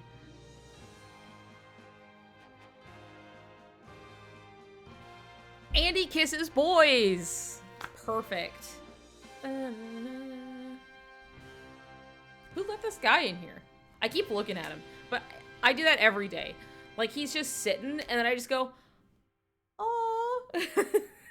I go, oh my god, how does he do it? And then Claude and I stand around looking at him on the floor for like half an hour, and we're just like, wow. Oh my god. And we're like, he's so... And it's just that for, like, we just are, like, looking at him. Yeah, we are just looking at that guy. And I never get tired of it. I get it. Yeah, it's just so easy to go, like, my little guy. Oh yeah, I'm riddled with the cat parasite. I don't care. It fills me with joy. You know, I get to joyfully experience this little dude every day, and he makes me hold him like a little baby, and then I get to and kiss his little paws every single day.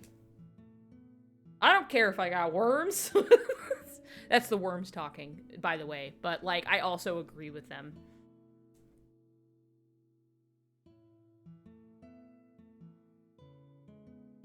One of my favorite videos is a girl trying to make a dating profile video, but she just keeps crying because she's talking about how much she loves cats. I get it. See, I feel like, honestly, I feel like that would be, like, a plus. Like, that would work in their favor, because that's just very sweet. I mean, some people obviously see any human exhibiting any emotion whatsoever, and because they live an insecure life, they think that that's very cringe. But, okay, I have a huge cock and brain, and I think that that's an incredibly endearing trait to have. Is to love something so much it makes you cry. So, are you gonna listen to me, or are you going to listen to emotionally stunted fucking raisin cringe boy over there? No.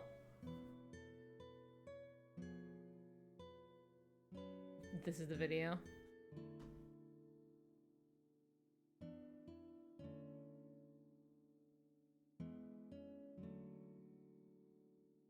I'll watch that in a bit. I don't want to do this swap over again. But anyway.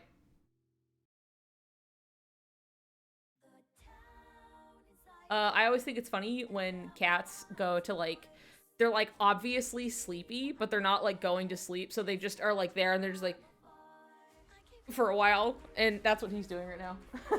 That's just, like, put your head down. Put your head down. Go to sleep.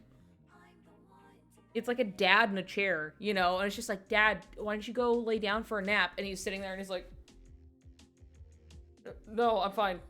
And you're like, you changed the channel. He's like, I was watching that, you know? It's just like, yeah, all right. Why is it that people are so, like, it's everybody, like, and for no reason, that it's just such a knee-jerk thing to be like, you're falling asleep, and then someone goes, oh, you're falling asleep, you know? And you're like, no, I wasn't. I was not. Like, it's such an automatic thing that, like, everybody does for no reason. I wasn't falling asleep. No, I'm here. I'm fine. And it's just like, you were snoring and you had no idea, you know? It's just like, why must we always feel that we have to be defensive about we've passed out for a couple seconds? I'm not owned. I'm not. It's the worm.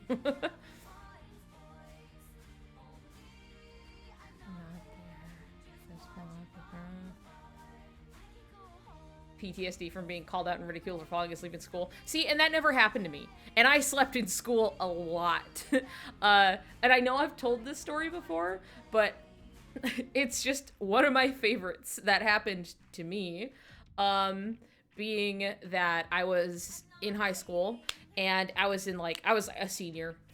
And there were these like little awards where you get nominated, by like teachers and things for being like, wow, an example student, or like, you know, someone that people can look up to, or, you know, like a part of the community kind of a thing, right? And so like teachers would pick like students that they liked or stood out to them in some way. So I got nominated. You were like an award for being like an example student. That didn't necessarily mean grades or anything. It was just like, you're doing good, kid, you know. And I got nominated somewhere along the way. Teacher's pet award, yeah, basically. But I was like active in clubs and stuff, and so like, I don't know, people knew me, so I guess it wasn't that surprising. But also, I was just friendly with like every teacher. I sucked at school. Okay, I had failing grades across the board, and my teachers were like, what the fuck is going on?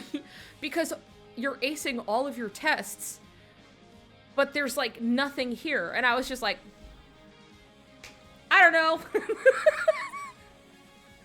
Like, I was passing every test like way high, but like I would never turn anything in. And so all of my grades were shit.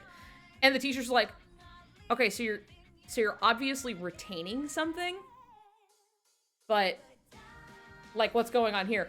What was going on is I had untreated ADHD, like, and it was really, really bad. Okay. And to circle back around to the original point of this story, I was passing out in class all the time because I was just fucking tired, and also I just uncontrollably would pass out when something was like incredibly boring. Like, I cannot stress enough that like I was fighting against my own body just to try and pay attention in class. And I would be sitting there and I would like catch myself before like slamming my head into the desk. And it would happen like that. Like and I was like, I don't know why this is happening. I don't know. Am I narcoleptic? What is going on? And then later, much later, I found out that it was just like, oh, like inattentive ADHD, like has these problems and sometimes can lead to like a misdiagnosis of like narcolepsy or like other things like that, where it's just like, yeah, it's just like uncontrollable. The brain's like, nothing's going on, shut it down. And then it's just like, which thankfully I know how to combat more now, so it's not too bad. But anyway, it was very rampant in school. And I was in my English class, which I always really enjoyed antagonizing my teacher. Like, she was fun and had a good sense of humor, but like in that way that she was crabby. And so you could always like poke and prod or make jokes and she'd be like, stop it, you know, but like she was just kind of going along with things. And I was in class and I was asleep. I was asleep in the class, face fucking down on my binder, just passed out. And then the vice principal, who, by the way, already knew me because he would always ding me for wearing my hat in the halls. So he was familiar with me as a student. And he comes in to be like, oh, we've got an award for somebody, you know, and this had just been happening over the course of a couple days. And I'm passed out. And then suddenly I hear my name getting called, and I open my eyes, and the entire class is looking at me. And the fucking vice principal is there, like, holding the paper that's the award for an exemplary student. And I'm just like, oh, thanks. You know, and I just like, and I took the paper, and he was just like, and he, like, left. And, like, I wasn't trying to put on a face. I just was not, I was like, All right. Oh, thank you. Gimme. And then, it was kind of towards the end of class, so I didn't go back to sleep. But, like, yeah, I was, like, dead ass asleep on the desk. Not gracefully either, just down like that. And then, you know, waking up because the vice principal is regretfully trying to give me my exemplary student award, which I took with no issue.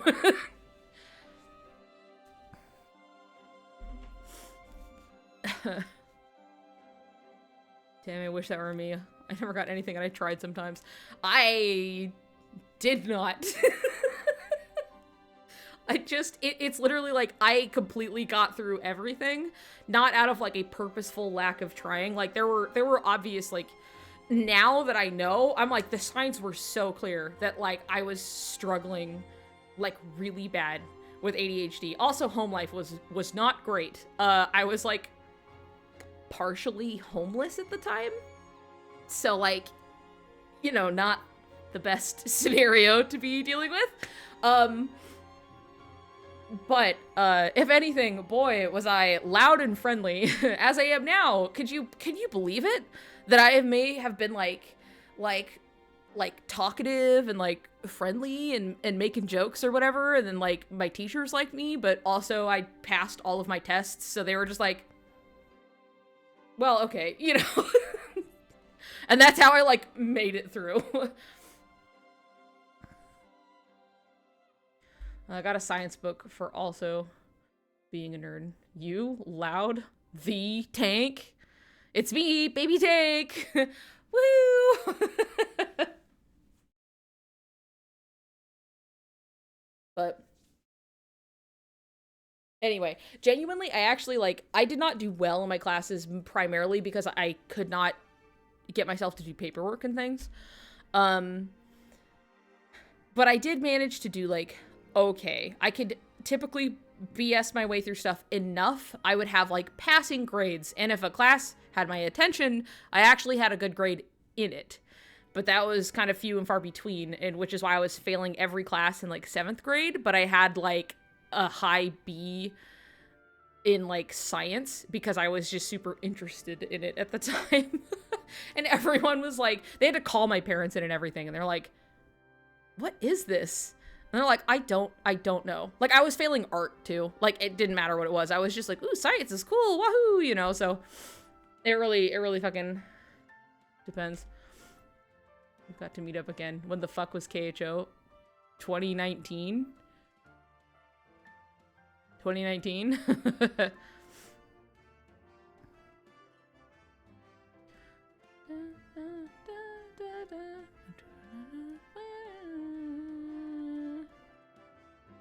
What point was I trying to make? I was leading to something specifically, I think. Dun, dun, dun, dun. Oh, right. No, it was just like, it really kind of depended on the class. And so I would do well in some, and others I would super fucking struggle just to get anything done.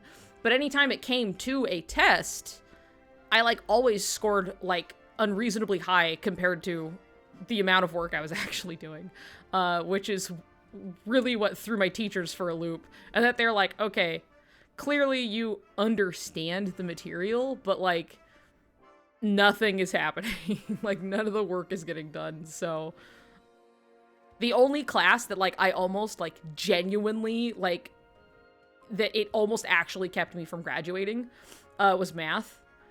And that was like, there was like a mix up there with like what I needed to like qualify to graduate. I thought I had gotten like my math credits out of the way. And I had like a free period for a semester.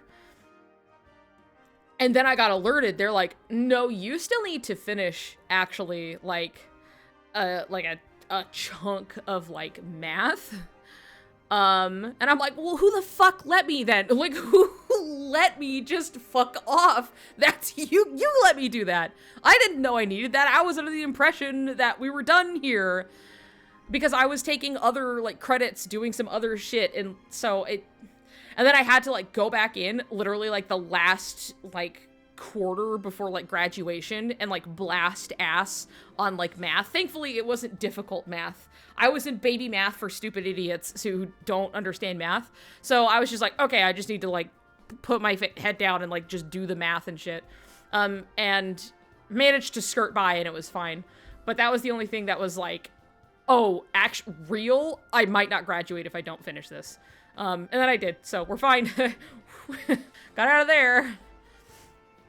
Every year I would have 100+ overdue lessons backed up, and I'd do them all the last week of school, and they hated me. Well, because, like, the teachers still gotta, like, grade all that shit. And now, instead of having done it over time with everybody else's, it's just, like, they gotta do this, like, ass load, like, right at the end. Thank you to my math teacher who would give me extra credit for drawing on our math homework packets because I was not good at numbers. Yeah, see, my math teacher, he wouldn't give me extra credit, but he would add to my drawings, which I always thought was fun.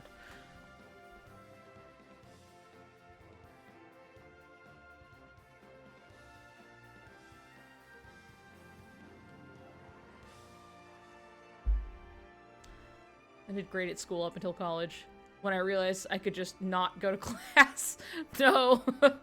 Or, you know what? You could just fail everything. No one's holding you to it at this point. And then it's like, for real?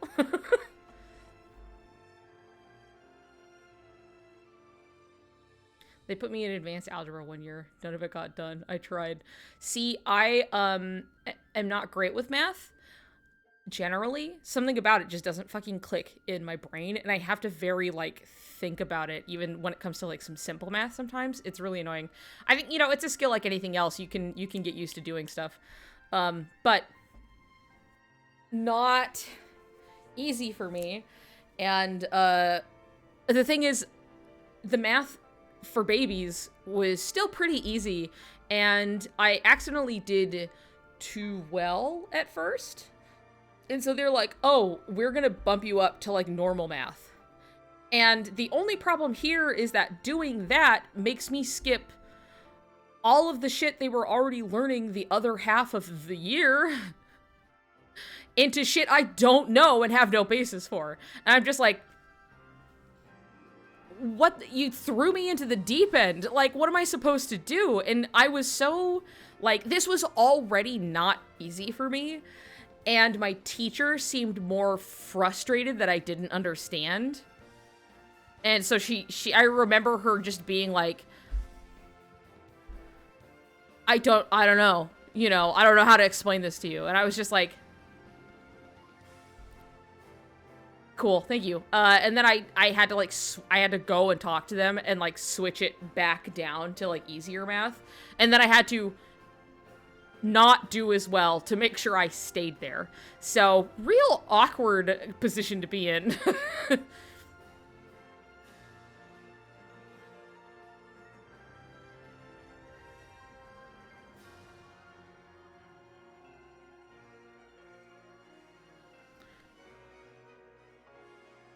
9 times 7 is 63. I have a hand. There's a hand trick I was taught.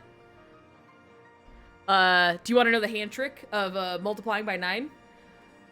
It's actually pretty straightforward. Okay, so you got your fingies, okay? And it's like 9 times 4. Okay, you still had the... Why not just do the hand trick then? It literally gives you, like, it's not... You don't do math at that point. You just count your fucking fingers. 9 times 4. 1, 2, 3, 4. 30, 5, 6. 36. What's there to trust? You have all your fingers. 9 times 7. 5, 6, 7. All right. You have to go down the line to explain the trick. Sorry. Let me explain the trick, okay? Here's your hands. For me, I'm going from the left to the right, you know, back of my hands, so bear with me here. So say it's like, we'll go with the 9 times 7, right? And so I'm going to go down my fingers, 1, 2, 3, 4, 5, 6, 7. Fold the 7th finger down, okay? And then you count the numbers on either side of the folded finger. So here was 7. And so for me, again, remember, we're looking at it flipped. I have 5, 6. And then on the other side of the folded finger is 3. It is 63. I used to write on a piece of paper counting down 9 to 0, and then next to those numbers, I'd count up from 0 to 9. Huh. So, well, here, let me give you another example. I'll try to work backwards so you can see, okay? So this would be like 1, 2, 3, 4, 5, right? And so if it's like 9 times 5, 1, 2, 3, 4, 5, okay? So we have 4 and 5, 45. That's it. It's literally just like, that's the trick. You just put down the numbered finger, and then you count how many fingers are up on either side of it. And that's the hand trick. That's how you multiply by 9s.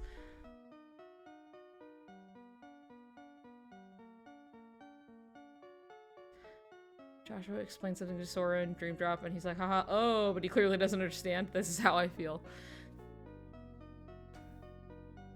So many numbers and their relationships. See, I only remember it because it's like, really, it's like the straightforward one. I know 9s, I know 4s, and I know 7s pretty well because those had 4 and 7 have songs and I still remember them. So, that's, and then obviously 2 is, come on, but like, because it's like 4s is like 4, 8, 12, 16. 20, 24, 28, 32, 36, 40. That's how I remember. I was taught fucking old McDonald, but numbers. And then, 7s was like happy birthday. It was like 7, 14, 21, 28, 35, 42, 32. Wait. I got confused. 7, 14, 21, 28, 35, 42, 49. Oops. Ooh, boy. 9.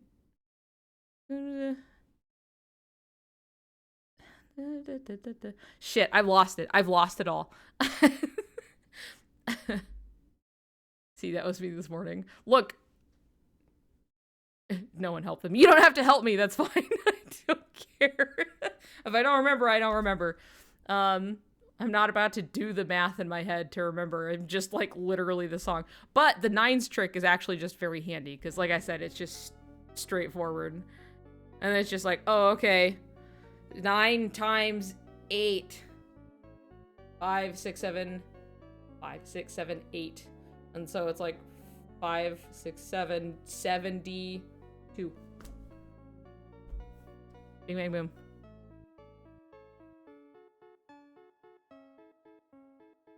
I only remember bits of math thanks to Schoolhouse Rock. See, I learned these things all in, like, 3rd grade? And then I just still remember them.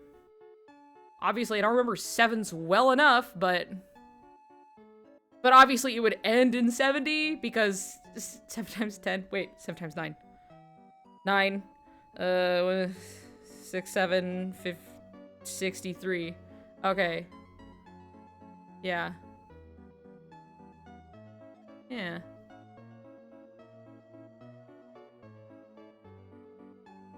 Yeah, and then it was like 63, and there's like, and 70. That's how it ended. Yeah, okay, I'm starting to remember. I gotta fuck up now. No kisses for me?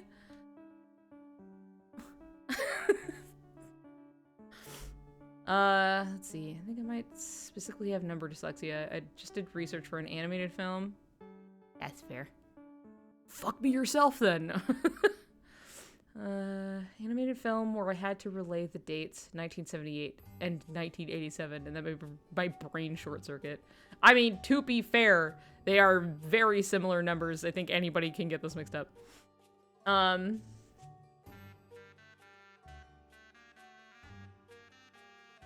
I literally, anytime somebody like, it's okay-ish when I'm at cons, but if someone is getting like any kind of odd number of like, they're paying for it and they give me a bigger bill, and I sit there and I have to like, in my brain, like everything just fucking stops. Like the second I'm asked to like figure it out at all, and it's not just, that's why typically when we're like pricing things, they're like by 5s or like 2 to 5 to 10 to anything that makes it like easy. Usually in the moment, though, it's just like, I can use my phone. That's not the thing, is that it's like the moment it is, like, it happens, like, everything halts. Like, all options, like, cease. You're just like, and then usually, like, I just have to sit there and be like, oh, okay, you know, every single time. Until, like, usually once it's, like, I've been doing it for, like, a day, and people are like, it's like, I'm getting familiar with the numbers. It's less about, like, the math and just, like, I just remember what it was from last time, kind of a thing. You know, I'm like, oh, yeah, just this. And you just, well, yeah, usually I would do that just to be like, okay, here's all your change back, you know, da-da-da-da-da-da, kind of a thing. At least, it's just so they know that they're getting all their change, but you just go straight from, like, the beginning. Just count out from what they give you.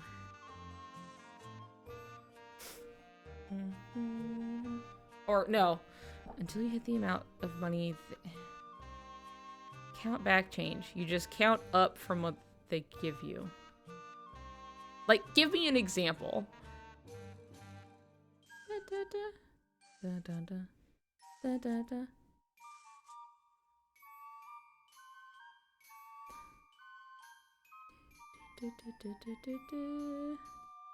See, here's the thing. I know oftentimes too, when it comes to like struggle with math kind of a thing, keep writing your example. When it comes to struggle with math, it's hard not to just be like embarrassed. I understand that. I can also feel embarrassed when it's in a moment and it should be something that's really simple and I don't know. But let me being up here, being genuinely like, I can't remember what like 7 times what the fuck ever is. And I kind of just don't care. Let me encourage you to, it's okay. It's okay. You don't have to be embarrassed. I'm not necessarily encouraging, like, let's all be dumbasses together. It's just like, we all have our own struggles. Don't feel too bad about it, I guess. It's okay to have to take the time and just be like, you know, about it. Brain just don't work with numbies too good. It's just a fact. In some ways I have gotten better, but like it's just not anything that ever came supernatural to me and naturally to me in the first place. Okay. Like if a guy buys $6.75 worth of stuff and they give you a 20, you start at $6.75, then get a quarter to count, right, to even it out, and then you just go boop boop. Okay. I get it. Right, you're just filling it out the rest of the way and being like, oh, this is the change, basically.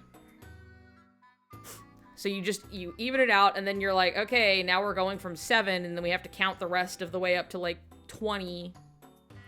And then that's the change that they get. I get it.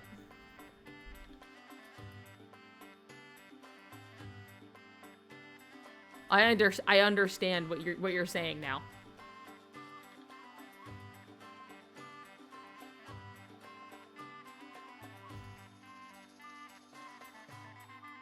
I think if someone asked me to count money, I'm just going to say, sorry, I'm gay. The amount of times at con that, like, I'll have that exchange with somebody where, like, either I will count the wrong amount of change or, like, they will give me the wrong amount of money and we both have to go, I'm sorry, I'm bad, I'm gay, you know? And they're like, dude, me too. Like, it's happened, like, a lot where people will just be like, oh, no, I was wrong, hold on, you know? Just... It's happened more than once.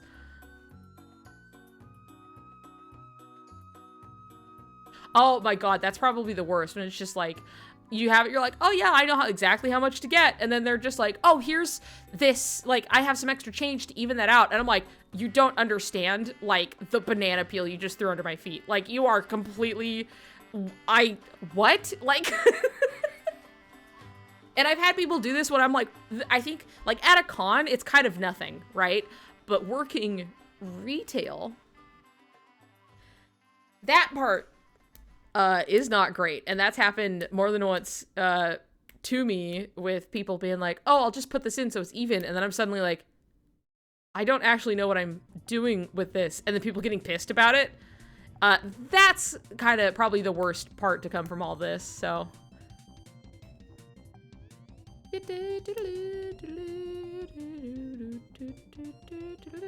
Oh, I'd malfunction. I did. I have done that.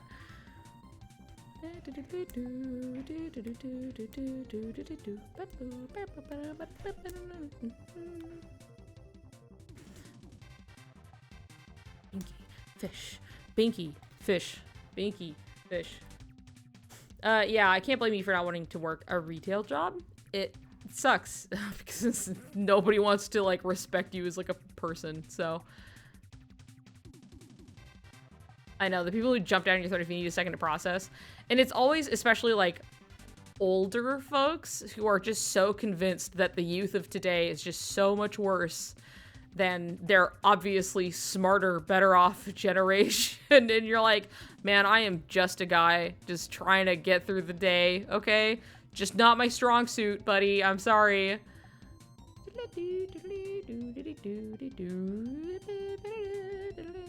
Just consider maybe who you have to ask for help when you, like, riddle your fucking Windows XP ass computer with fucking malware out the ears. And maybe, I don't know, maybe you could slow down a bit, huh?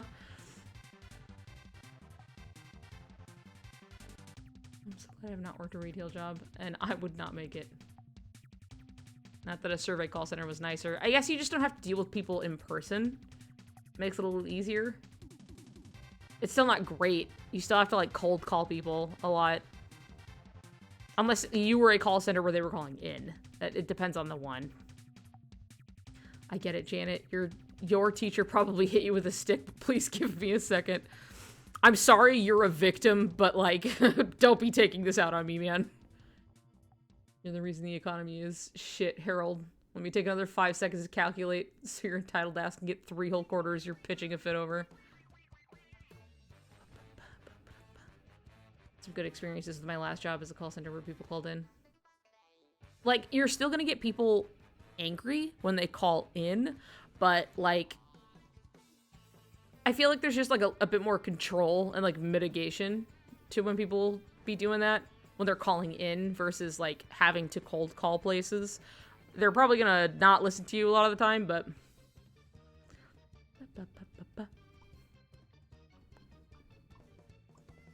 Oh, since some Splatoon music... I'm pointing with my finger. I'm doing it with the pinky finger again. Some Splatoon music is on. They just announced some stuff for the new season for Splatoon. And it's going to have, like... You can, like, I don't know how extensively this is going to be, but the example that they showed was that, like, you can, like, have an alteration to some of your clothing, and what they showed was, like, a hat, and then you could wear the hat backwards. And they're like, yeah, you can just choose which way to wear your hat. And I'm just like, how many things are going to get this treatment? I need to know. So that's exciting, but... Calling people, and usually with political surveys that they told you to be general about and not pick sides, but the surveys obviously did. And I'm like, I'm sorry, I don't know who these people are, I'm gay. Yeah.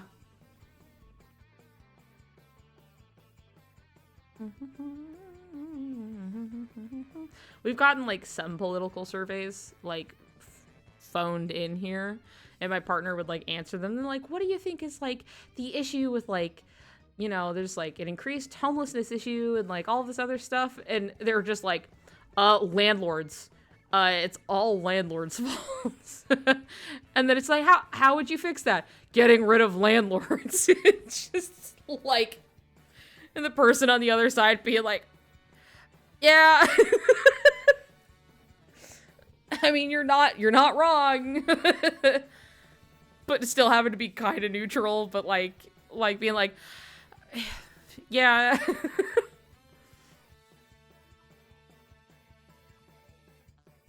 But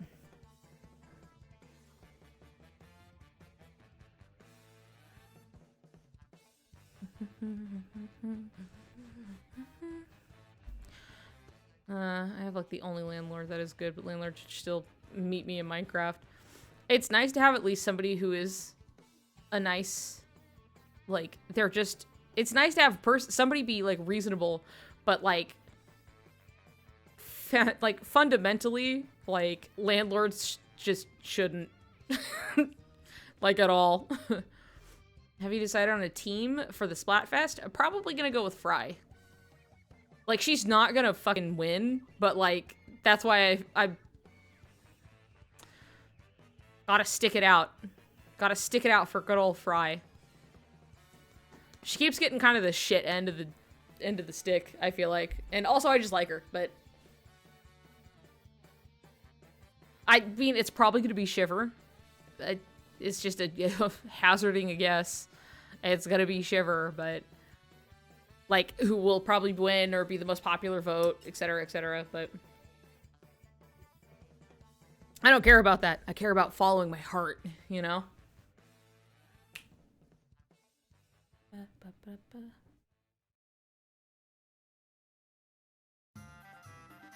The fact that so many of us have to go through landlords for housing instead of being able to own our own places, that sucks. It does suck.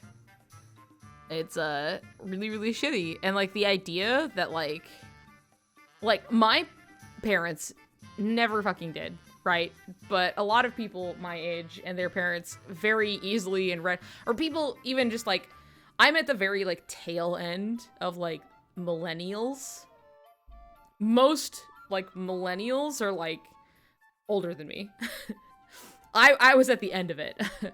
And so I would say at least like millennial generation, by the time that they're like late 20s to like 30s, it was very common to be like, oh yeah, I own a house now. I have a steady job now, you know?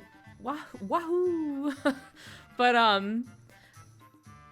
my parents, no, that never fucking happened. They had no money and made very, poor choices. I'll put it that way. Which isn't even to say that, like, if they had simply made better choices, they could have afforded a place. It's like, no, just didn't have a lot of money, but also, you know, sometimes, yeah, fall prey to addictions. We'll put it that way. So that was never a thing, like, for me, per se. But, like, to think that, like, had things maybe landed differently, my parents being by the time they were my age, could have, like, owned a home. And I'm sitting here and, like, the only way that we can exist. And as much as this is a nice house that I live in, we can only make it work because we have to have at least, like, 5 people living here at the same time. Which, thankfully, there's enough space for. But we, like, can't move out. Like, we can't do it. It's like everything has been priced so much higher around us at this point that we would be trading off for the exact same amount of rent for way, way, way less space. And so it's just kind of like, okay, we gotta bring somebody in. we gotta, can't really do anything about it. Imagine owning a house. Whoa, crazy.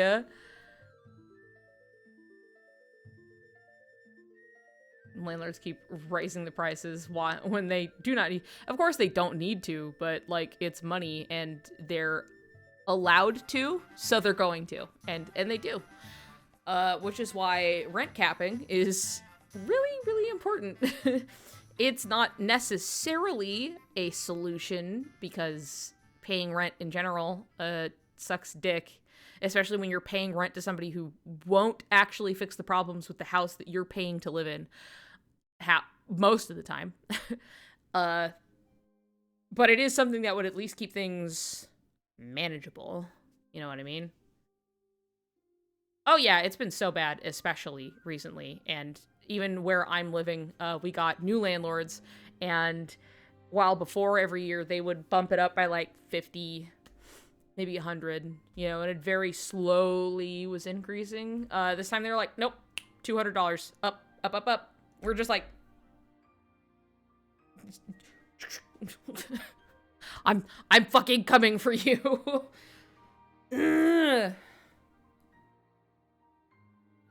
Anyway, it's a bit of a nightmare. Very exciting stuff. But anyway, outside of frustrating bummer talk, paying rent to a person whose job is just take your money and doesn't go into owning Your own place is just a leech. Yeah, that's exactly it. At least Riku will be here eventually. You're so right. You're so smart. You're so... Look at you. Oh. What was it? Okay, we were generally looking... What's next? What's the dates? I gotta look at the calendar. 24th? Okay, that's fine. That should be okay. So, next Thursday... I think we were planning on having a little three-way stream between me, Tennille, and Howler. I don't think anything changed, did it? Yeah, I don't think so. I think everything's good. Since I obviously did not get to be a part of the last one, I simply was a fool for thinking, like, there was so much shit going on. There was, like, no fucking way. It would have been the day after I did, like, the fair, and then we were doing other shit and still leaving the house, and I was like, this is not fucking happening. There's no way. So we're gonna have that. I don't know exactly what our goal is other than to just talk about stuff, because obviously the last one that was proposed was for the anniversary of Howler's channel. So I'm not sure what we want to do with this one, but we will be doing something. So, yeah, nominee stream, exactly. We all walk in, we're like, hey, how's it going? We've all been nominated by the community, you know, for being, like, super cool, maybe a little queer. You know how it is. Just talking. Yeah, we could fucking figure it out. But so swag. Super fucking cool.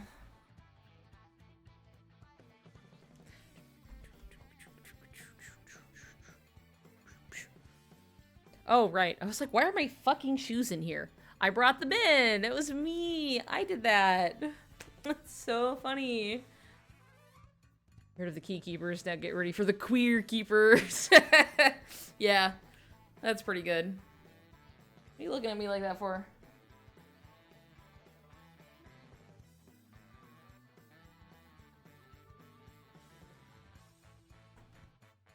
Ugh. Anyway, so that's on the docket for next week. Guest starring Canary in the background, I'm sure. She'll walk by and you can see just how long and red her hair really is. So that'll be very exciting.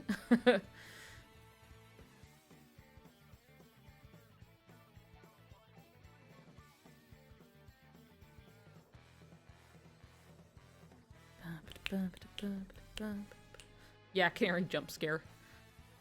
She's not big. She'll just, like, sneak in. She'll be, like, over here, you know? Anyway, with all that said, how long will we be doing this? Almost 4 hours. Cool. Very cool.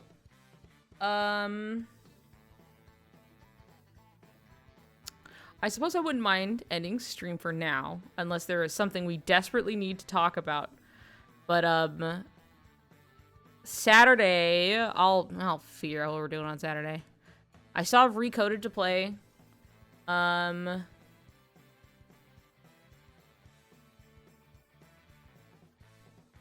We still need to do a draw pile for this month, right? The one we did was last month. Yeah? Correct? I've lost track of time. Because I was in this little vacay right at the end of July. Yeah, so last one was in July. And now we're into August. We're like halfway through August. So I think we're due for our next draw pile. So maybe we can do one on Saturday? I think that might be fun.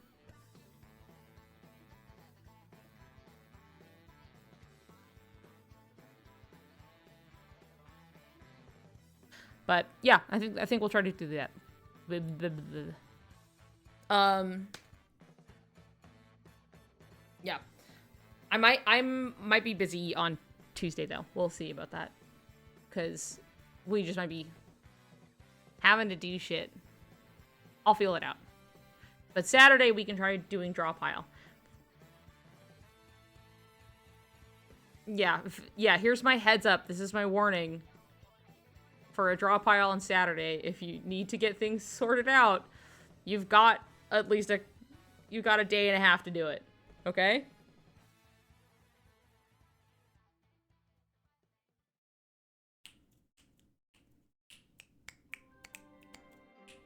I love this song. Okay, yeah. So I think I'll call it for now. Been doing this for like almost 4 hours-ish. Close enough. And I don't remember anything else I wanted to bring up, so. Oh, you'll be at con. Right, because you were getting ready to go to con. Well, have fun at con. Of course, thank you for showing up. Thank you for hanging out, everybody. I appreciate it. Thanks for listening to me ramble about... Yeah, I'll talk to you. I'll contact you. When I knew I was going, I was like, oh, I have to tell Trix. I gotta. So we'll figure shit out. Okay. I'll talk to you all later. Goodbye. Have a great Thursday. I'll see you on Saturday. Okay, bye-bye. Bye-bye, everybody. Goodbye. See you later. Have fun. Bye. Goodbye.